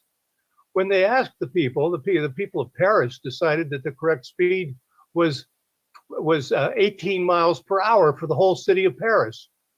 And I would suggest we do the same rather than choose a process obviously designed by people who own a large amounts of stock in either oil or auto companies to set our speed process. As far as Delinda's comment about the speeding at the high school, I would suggest maybe we shouldn't be making parking lots available for students at the high school at $20,000 per student. Possibly they should ride their bikes, walk, or take buses to school to learn how our future as a country would survive with less cars. Thank you for your comments, Dwayne. Sorry to cut you off there. Our next speaker is Veronica O. Veronica, you may unmute and begin your comments. Good evening, council, city staff, and community. We are in a climate emergency due to catastrophic climate change. A sobering new report found that California reduced greenhouse gas emissions only by 1.6% between 2018 and 2019. To meet its legal mandate to cut emissions to 40% below 1990 levels by 2030, the state needs to reduce pollution by 4.3% every year, more than double the 2019 rate. This meager progress is alarming, and it bodes ill for city and state and global efforts to stave off catastrophic climate disruption. The stakes could not be higher, particularly in Sonoma County, where we are already seeing impacts of the warming planet in extreme weather events, wildfires, and air pollution. Active transportation should not be a program, it should be our focus. Petaluma's adopted climate emergency framework calls for a paradigm shift in transportation, a disruption, no more business as usual with regard to transportation planning. Transportation represents 70% of Petaluma's GHG emissions. In fact, every census tract in Petaluma is adversely impacted by traffic emissions. If Petaluma is committed to carbon neutrality and Vision Zero, it needs to rethink and redesign the street and orient it for bicycle and pedestrian safety. For this is the cornerstone to climate action and equity in the city. It is also the only way that people are going to get out of their cars and start to use active transportation and alternative mobility options. Pedestrian and bicycle infrastructure is the most important work that Petaluma can do now, and safe routes for school, as well as bike and pedestrian safety hotspots, we can affect change for our car-dependent city. In short, the approach that needs a massive change is, quote, engineering better traffic flows and building more roads to accommodate cars. If we want to reach our carbon neutrality by 2030, the focus has to be to turn to a citywide active transportation and electric bicycle transportation system using our existing road infrastructure and retrofitting busy streets and designing for the human scale, not the car. Slow streets, safe, complete streets, placemaking, Vision Zero, green infrastructure, greenway. Thank you for your comments, Veronica. Sorry to cut you off there. That is our last hand up, so I'll turn it back to you, Madam Mayor. Okay, thank you. With that, we'll close public comment on this item and bring it back to the council. I think I'll go first since I have not spoken yet. And, you know, I think I heard some really good things from our public. One is that, you know, people are going to social media and Nextdoor because they're not getting information on this item where they usually want to look. And I do think that that has been the overwhelming failure of this report, is that when the report lays out, you know, how it's being structured and what it's going to do, it really lines up all the different bodies and groups that it is contacting. But when pressed by the vice mayor, it was very clear that they didn't interview or work with the schools. They didn't outreach into the community. You know, you have to have a pull, you know, to get people to come to your website. You need to meet them where they are, and that was not done. And I really think that when the executive director of the Sonoma County Bike Coalition stated that she has read other local street safety programs reports for other jurisdictions, which I blessedly have not, and that they were better, that also rings an alarm for me, because just as Councilmember King brought up, there were so many terms in this report that I was not aware of, and I also had to ask about the meaning of advanced dilemma zone detection, because, you know, even knowing those words, you don't know what they mean when they're put together. So, you know, this does have to come back to us in a format that is reaching the purpose it is going for, and also but is also has the input from our community and the people on our staff who know these things. So I'm not even sure how much interaction was done with our staff while this was being done. One thing I do think the public needs to be clear about is what the definition of this report is. This is a safety report. And when Zaira Garcia says that there were more on the west side than on the east side, that's not a good thing for the west side. That is an indication of where there have been accidents. So that's something that is just an indication of police reported accidents. That's not any kind of prejudice of more attention being given to the west side versus the east side. Those are just where the accidents are. So there seems to be an incorrect perception about what this report is supposed to be about.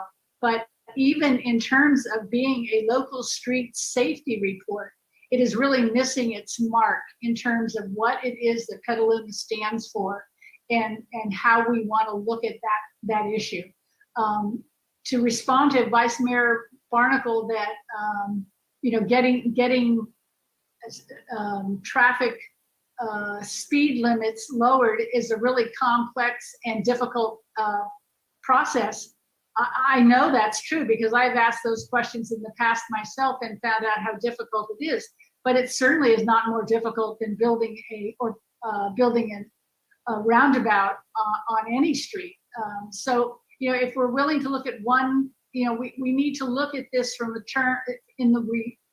the way that meets our city's goals and objectives. And I do not think that has been done here. So with that, I am going to go to the hands that are up, and we're going to start with the Public Works head, Mr. Bolt. Thank you, Madam Mayor. I just want to say thank you very much to all of you and to our entire community for the comments that have been shared this evening and today. We've heard a lot of great feedback, and I just want to express humbly and with heartfelt gratitude that we hear you. We humbly acknowledge that the plan is not complete or ready for approval, and I wholeheartedly agree with Manager Flynn in proposing that we review this very carefully. I just want to express that I will personally shepherd this along and work with our team to update the plan, and most importantly, we will embark on a very robust public input process, working with our communications team. We'll work very hard. Our community deserves the best, and I know we can do better. Thank you. Thank you. And Vice Mayor Barnacle, followed by Councilmember King. Thank you, Madam Mayor, and thank you, Mr. Bolt. I appreciate that comment. The one thing I've already said everything I need to say except for one thing that Zaira's comment brought up for me, is that low-income people, brown people, and Black people, and people, they all have different thresholds of what safety means. We all sat through the Peacock presentation, or a lot of us sat through the Peacock presentation that Carrie Puget led. And one of the recommendations in there, one of the things that they said was that, we need protected bike lanes. We don't need just bike lanes. We need protected bike lanes. And those are, when I was in my campaign, Councilmember Costa K and I did a listening session with non-English speaking, and everything had to be translated. And there was 3 non-English speaking residents, or 6 of them, and 3 of the people, their top issue for the city was safety on the street. And that's because they're, the grandmother is walking the kids to school, and if they have to worry about they're worried about the safety of their mother and their children when that happens. And this stuff impacts lower income people very, very differently than it impacts, quite frankly, everybody on the screen right now.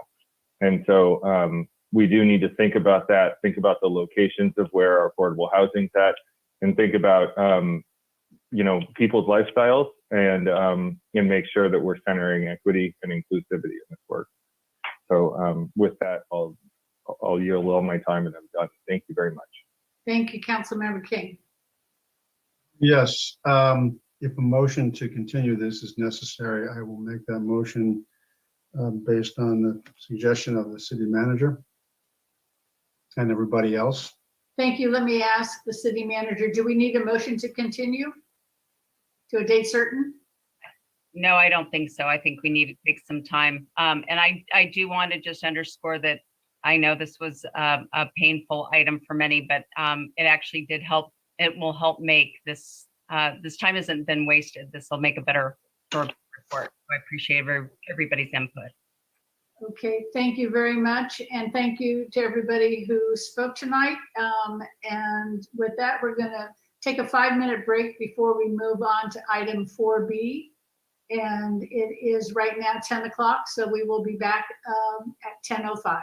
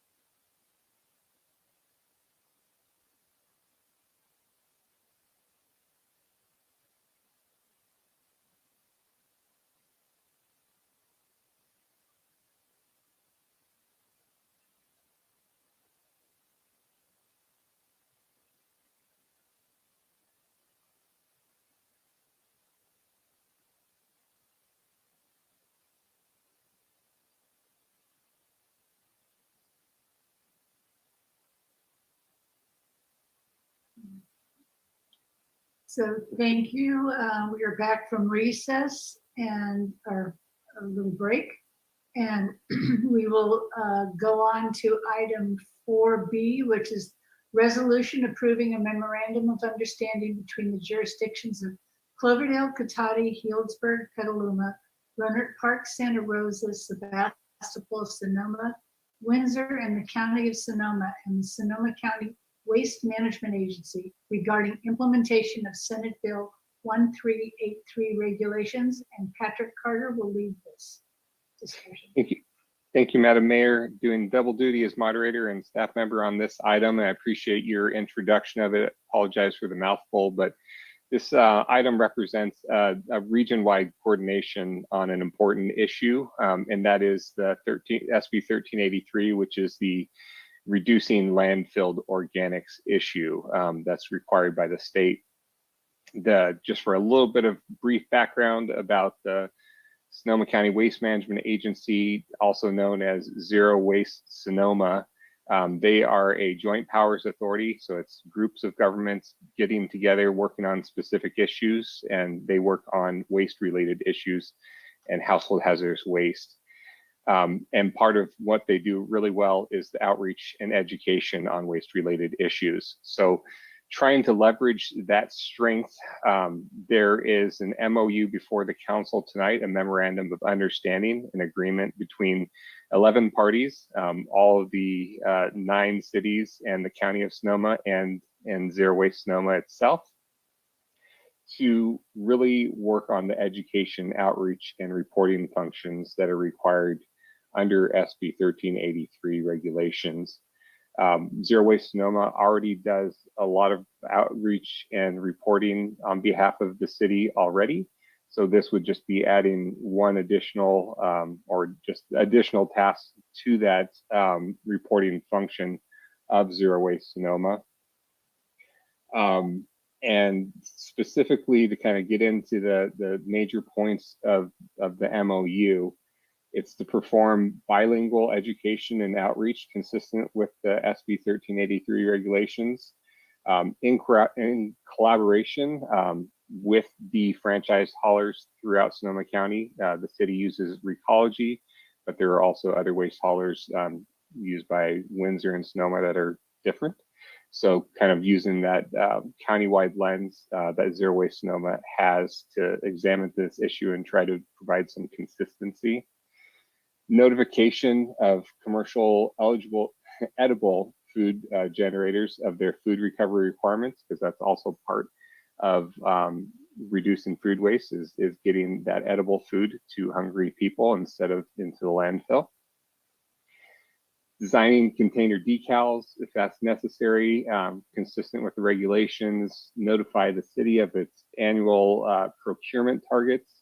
And that's also a thing required to try and encourage the market for compost and mulch and products that are made from organic waste.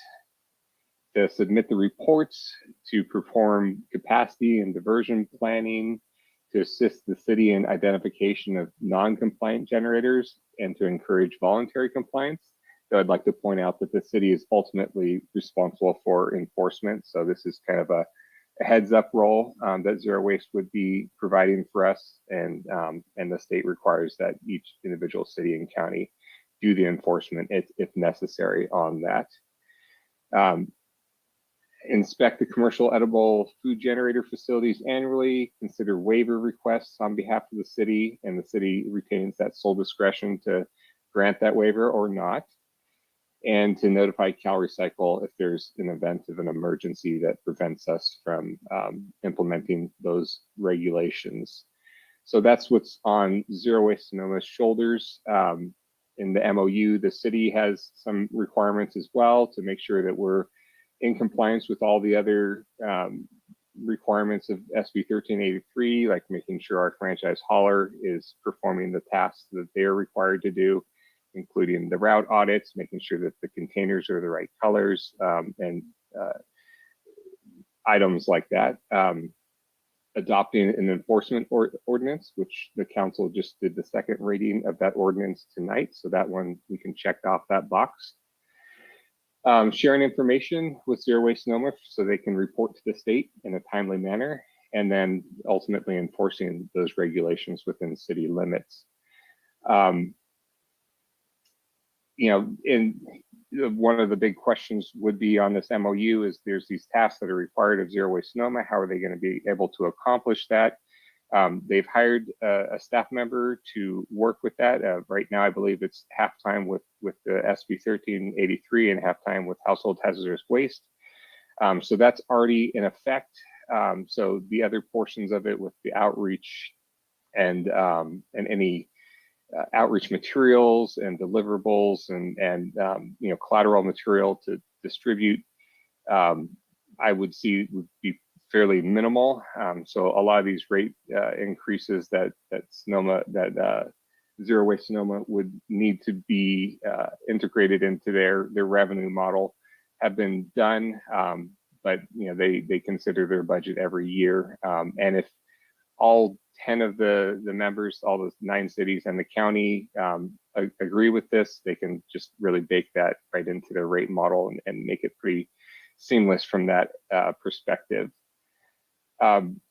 Because it's the complexity related to this is not altering the MOU because it's multiple parties have already adopted it, and if one member changes it, it would need to go back to everybody for reconsideration. So I've checked when I was putting the staff report together. Cotati, Healdsburg, Sebastopol, Sonoma, and the County of Sonoma had already approved the MOU back on November 29th.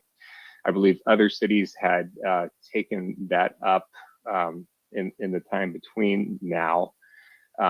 And I'd also like to point out that Leslie Lukash, the executive director of Zero Waste Sonoma, is here.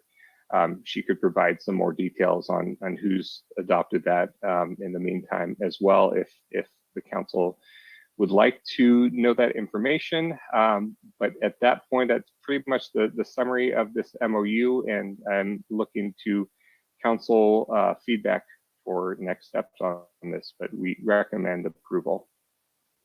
Thank you very much. Is there any comment or questions from the council on this issue? I'm not seeing any hands go up. So I will ask our city manager if, our deputy city clerk, if we have received any comments on this item. You have not, Madam Mayor. Okay, thank you. So Patrick, I'll ask you to put your other hat on and see if there's anybody in attendance who would like to speak to this item. Thank you, Madam Mayor. I see one hand already, so I'll share my screen. Other members of the public wishing to speak on this item specifically, please raise your hand and you'll be called on in turn. Our first speaker is Paul G. Paul, you may unmute and begin your comments. Hi, it's Paul McGavin. I'm letting you know that in most issues with garbage in, garbage out, this is another one where we're talking about garbage. Now, my comment here is relevant to not just this item, but every item here tonight and in future. You cannot give full power to a city employee not elected to actually go and provide essentially censorship services, which is what was happening here. And I have kept track of all of the times where you have stolen comment time from me, which is in. I'm sorry, Paul.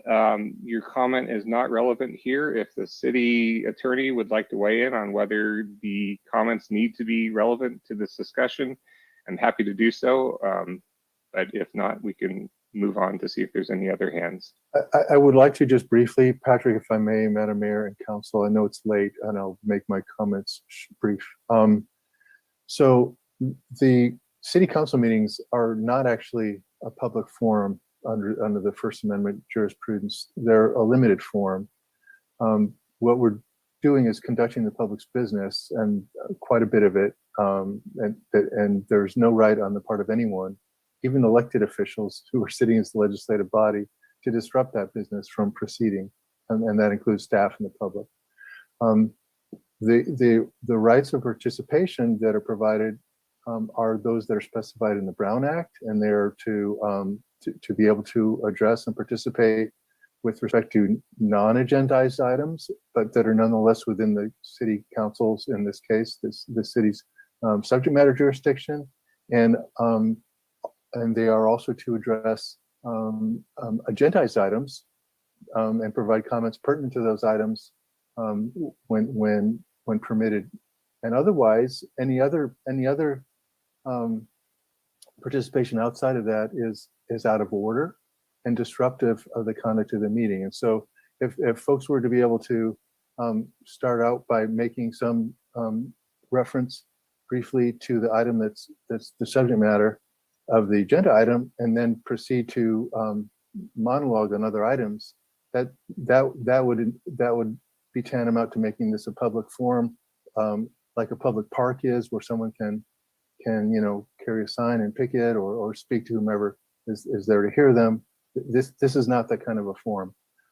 So I'll conclude my remarks there, and if the council needs me to address that at greater length tonight or subsequently, I'd be happy to do that. But that's what's at issue. It's not just Patrick exercising some desire to censor public comments. What he's doing is working with the mayor to make sure we conduct the business we're obligated to on behalf of the public, and that the participation by the public is in keeping with the meeting. Thank you very much. Thank you very much for that clarification, and thank you for asking for it, Patrick. So with that, if there are no other hands raised, we can close public comment on this item and bring it back to the council for discussion and motion. So we have the Vice Mayor followed by Councilmember King.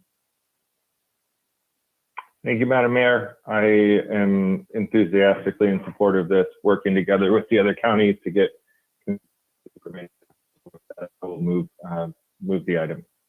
Thank you. There's a motion by the Vice Mayor, and we'll go on to Councilmember King. Second. Second, and Councilmember Healy has his hand up, but he just took it down.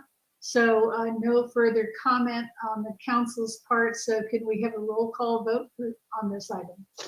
Barrett, Yes. Barnacle, Yes. Fisher, Yes. Healy, Yes. King, Yes. McDonald, Yes. and Posake. Yes. The vote has passed unanimously. Okay, thank you very much, Patrick, for all the work you've been doing on this, and we appreciate it and look forward to seeing the results. So on to new business item 4C, which is authorization for the city of Petaluma to join the national opioid settlements with McKesson, Cardinal Health, Amerisource Bergen, Janssen Pharmaceuticals, Inc., and its parent company, Johnson & Johnson, to fund eligible opioid remediation uses. And our city attorney will bring this up. Thank you, Madam Mayor. I will keep my comments brief and be ready to answer any council questions. Again, given the lateness of the hour, I will say this is quite an unusual item. It's the first time I think that I've recommended that the council give us direction regarding settlement of litigation in public session. It's also the first time I've recommended that with respect to litigation to which we're not a party. And hopefully the staff report was clear. I did my best to digest a lot of disparate information regarding this, but the reason it's being presented to you in this way is I don't think it prejudices the litigation, the city's interest in it, or the interest of any of the government agencies that have brought it to make it to do this as transparently as possible. And it's so that's how we're doing it. What the staff report addresses a little bit is the background on this scope, this litigation, national litigation. The scope is almost unprecedented. This proposed settlement is only with a few of the defendants. There are large players that are still in litigation. This doesn't address that litigation. These are entities, for example, like Walgreens and other major suppliers of opioids. The purpose, as you can tell from the materials, is to provide state and local government the resources to try to abate the terrible social and economic and health impacts of the opioid epidemic in the country. You'll see you've seen in the materials that the uses of the proceeds of the litigation are quite limited. They go to opioid addiction and health impact abatement, and we've listed them in the materials. half of the uses have to be those priority abatement activities that are listed on page 3 of the staff report. We've also indicated, as best as we can tell from the formulas that we've been given, what Petaluma's proceeds would be, about a total of between 1 and 1.2 million over an 18-year payout period, 69 or as little as 57,000 a year, depending on whether it's weighted or unweighted. And really, this is time sensitive. The city has to enter the settlement before January 2nd to participate. By joining, we maximize the amount of these national settlement proceeds that flow to California and to the city. It's not necessary now to decide how Petaluma's share of the proceeds would be allocated. One of the things we mentioned in the staff report is that it is possible to share funds among the direct recipients like Petaluma would be with other agencies in our jurisdiction like the county or other cities, to use them in conjunction to best serve the purposes of the settlement. So that I believe is the overview. That the proposed council action would authorize the city manager to enter the settlement on behalf of the city, and we're already registered with the information we need and prepared to do that. So I'd be happy to answer any questions that the council has. Thank you. Thank you very much. Are there any questions among the council members? Not seeing any hands raised. I will see if there has been any information on this item received by the city clerk's office. There have not been. Okay, so now I'll ask Patrick if he will see if there's anyone in attendance who would like to speak to this item. Open public comment. Thank you, Madam Mayor. Sorry, I forgot to unmute myself there. Members of the public already know what to do. They're raising their hands. So we'll go and ask any other members if they have not raised their hand and wish to speak on the item to do so, and they'll be called on in turn. We have first Zaira, followed by Paul G. Zaira, you may unmute and begin your comments. Oops. There we go. Zaira, try again now. Sure. No worries, Patrick. Thanks so much. Well, this has been a long meeting. Just wanted to start saying happy holidays. Hope everyone gets some rest after this. In terms of the allocation, again, it's just very important to ensure that the transparency of who the stakeholders are with the funds. I think it's, I'm so glad that this is happening and there are going to be resources to help fight this, the opioid crisis. But just really interested in just the stakeholders and how that is going to be transparent. Thanks so much. Have a good night. Thank you for your comment, Zaira. And I forgot to mention at the beginning of this item, there are 15 members of the public currently in attendance. Next speaker is Paul G, followed by Dwayne. Paul, you may unmute and begin your comments. Yes, thank you for my comment and my right to speak and redress my grievances to my government face to face. And I would like to do so unimpeded. And I would like to do so with somewhat of freedom that you have. My comments will be very directed to this agendized item. And actually, I might make a parallel or two along the way. You should be patient enough to hear what the parallels are there to introduce and communicate to you, not knee-jerk yourself to an instant censorship. And so we do not have a point of order in this meeting. This is a problem, particularly when essentially what this item shows is essentially the last step in a protection racket. And what we have is we have a whole bunch of activity allowed by large economic players in the United States to sell addictive, faulty product to the residents of the United States to the point where they end up dying a lot. And this is happening in many different industries. And what do they do at the end? They actually come up with some multi-billion-dollar settlement, which is a small fraction of what these families and companies have earned over the years, selling this faulty, addictive product. And everyone says, great, let me eat at the trough. And so this is Petaluma coming forward to their $1 million to kind of stay quiet about it. And so at the end of the day, you have to understand this happens time and time again. A lot of the United States is a grift of these large companies against the public. There are parallels. It is important to understand what the parallels are. There is a specific parallel that the minute I mention it, you're going to cut me off and take another minute 20 out of my comment. I challenge you not to, because it is relevant. And what you want to have to understand is that my comments from Scott McCullough was to show you that the FCC does not have a license to kill. And that is what. I'm sorry, Paul, your comments are not relevant to this discussion. I'm sorry that you could not keep on topic. Dwayne is our next speaker. Dwayne, you may unmute and begin your comments.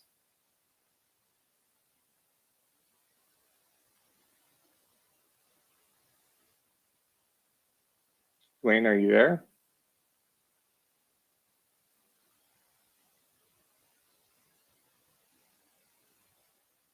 Aaron, are you able to unmute Dwayne? I seem to be having an issue here.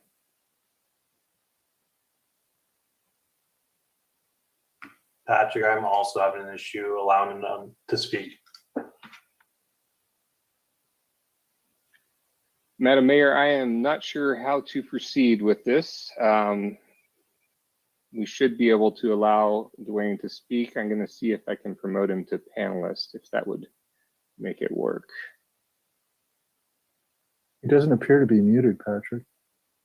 Yeah, there's a allow to talk button on here that is not making any difference.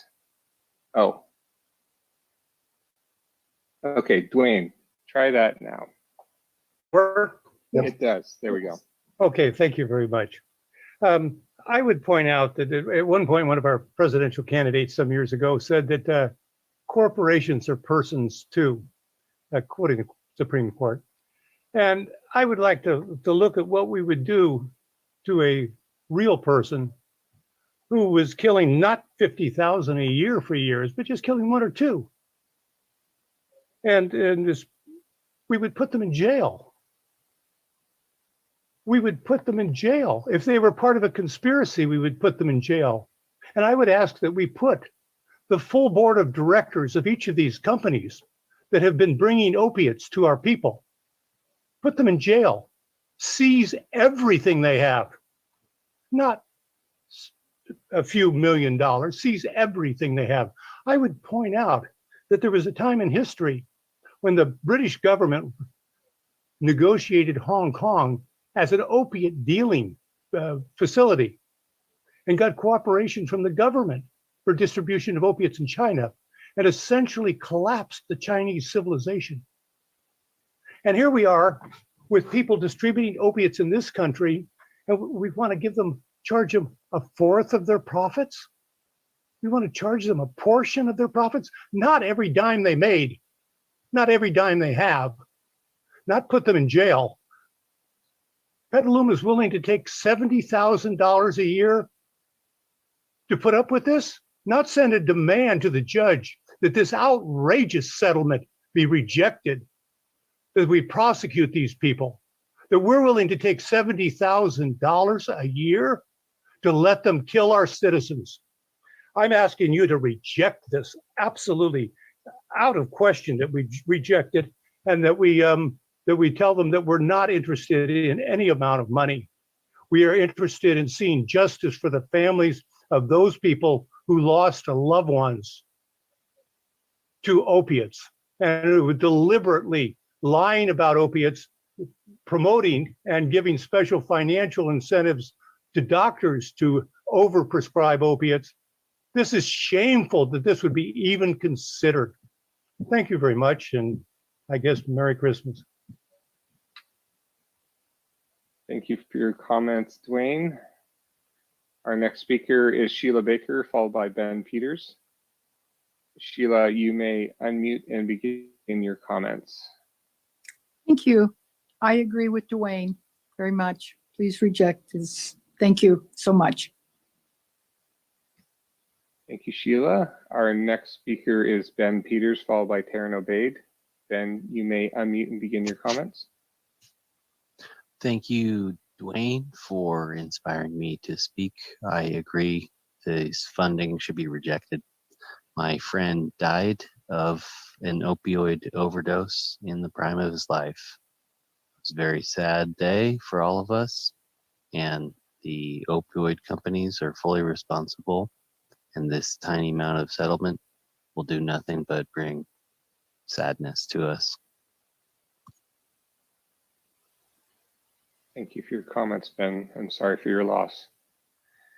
Our next speaker is Taryn Obaid. Taryn, you may unmute and begin your comments. Hi, thank you.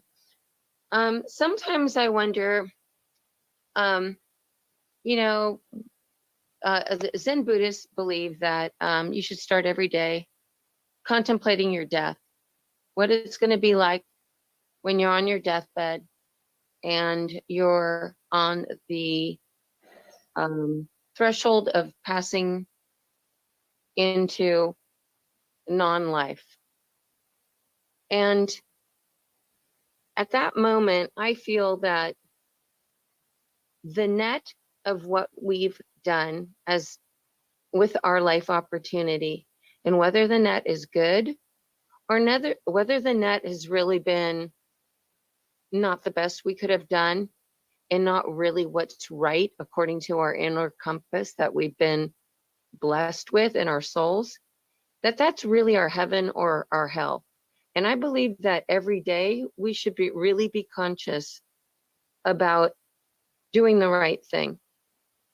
And as Americans, we're conditioned to go after money, to value money, to project our identities into the future, to grab money, get more money, to measure the importance of everyone around us by money. And I would like to urge us to not, quote unquote, sell out. Big corporations roll in the money, but they're not satisfied. They want more money. We all know rich people. Some are more greedy than others. And there are certainly some where billions of dollars is not enough. Tens of billions of dollars are not enough. I say that this money is not enough. This money is irrelevant. This money would really be a sellout and not at all what human beings are about. And it would be unfortunate, it would be shameful to take money that has blood all over it, death all over it, greed by trading in death all over it. I urge you to reject this. Thank you, good night, and Merry Christmas to all. Thank you for your comments, Taryn. And that is the last hand, so I'll turn it back to you, Madam Mayor. Thank you. And with that, we'll close public comment on this item. And I see our city attorney has his hand up. Thank you, Madam Mayor. I see Councilmember Healy does too. I don't mean to preempt the council comment. Well, I thought you might have some substantive comment to make. I do, and Please, I suspect go ahead. Councilmember Healy may also. I think there's the members of the public are really misunderstanding what's going on here, and I apologize to the extent it's my fault in the report or how I presented it. A few things. One is this settlement is happening. It's been negotiated, and the only question is whether the city of Petaluma exercises its option of receiving some of the proceeds from the settlement or not. This is civil litigation. It's not related to criminal liability that may exist for some of these providers, some of these entities, distributors and manufacturers who profited from addicting millions of people to opioids and the overprescription and oversupply of opioids. This is for the council to decide. That's why it's before the council, and we chose to bring it in the most open way we possibly could, to maximize the transparency of this action. I don't think there's any question about the reprehensibility of these actions that are the focus of the litigation that's been brought by most, if not all, of the attorneys general in the United States. I think Ms. Obaid made a good description of how we as public servants elected and appointed may consider what our role is and what the extent of our service is and its value. It's certainly true that human beings are not fungible, and the people that have lost their lives and lost their jobs and lost their livelihoods and lost their homes and from opioid addiction, that's not compensated for by this settlement.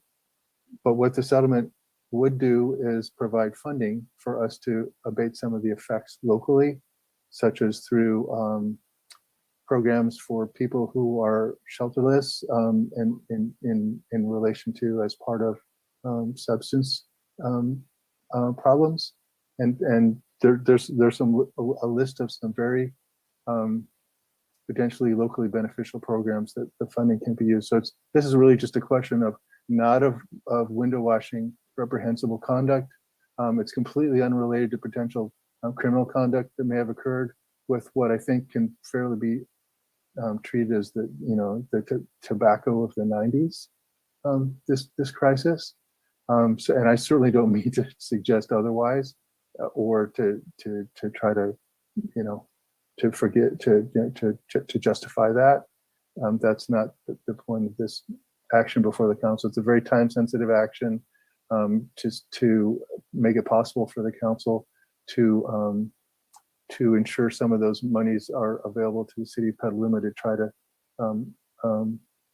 combat and address the harms that have come from the opioid crisis. This action, you could see, I think, with the absence of any specific direction about to what programs that ought to go, because we don't have that information for you. The council will get to direct that in the future, should it give direction to participate. So Thank you. Hopefully that's clarification. Thank you very much. Thank you very much. And go on to Council Member Healy and followed by the Vice Mayor. Thank you. So Eric, just to nail down one piece, the list of companies in the resolution will be absolved of civil liability whether the city of Petaluma chooses to participate in this or not. Is that correct? That's correct, Councilmember Healy. So and it's also true that the amount of the settlement goes down nationally, and in terms of proceeds that can flow to the state to address this crisis, if the participants don't take part. There's incentives. These companies want to settle their civil liability, and so the settlement is structured to incentivize participation because it incentivizes protection for them civilly against other litigation. Thank you. No, I appreciate that they want to settle the civil litigation for all the reasons that the members of the public said. Yes. So it's enormously frustrating because, and I guess, I don't know if these are the big players or if there's some bigger players that are still out there. You mentioned Walgreens. I think Purdue is still in play. Yes. Those are bigger ones, but given the context of this, I don't see how we can turn this funding down if it allows us to actually help people who need it. So those are my comments. Thank you. Thank you. Vice Mayor Barnacle, followed by Council Member King. I certainly support the item. I hope we have ExxonMobil and Shell coming up next and these sorts of things. So I'm happy to make a motion to move this item. Thank you, Council Member King. Yes, thank you. Excuse me. I appreciate the comments from the public about the despicable behavior engaged by these companies. But as the city attorney has noted, this is happening with us or without us. We had items tonight that people want to do with respect to traffic safety, all of which requires money. Protecting our human population at its most vulnerable also requires money. This money will stay with these companies if we don't accept it.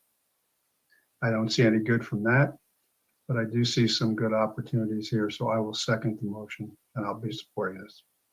Thank you. And I would just like to add that I will also be supporting this. And for all the reasons that have already been stated by the other council members and the city attorney, if we get to save one person because we've taken in this money, then that's worth it. You know, it's not a lot of money. It's 57,000 to 69,000 a year. That's something that will add to another program that we have in place that will offer services to people who have been touched by this opioid epidemic. And this, I think it would be irresponsible for us not to vote yes on this. So with that, I will ask our Deputy City Clerk to please do a roll call vote.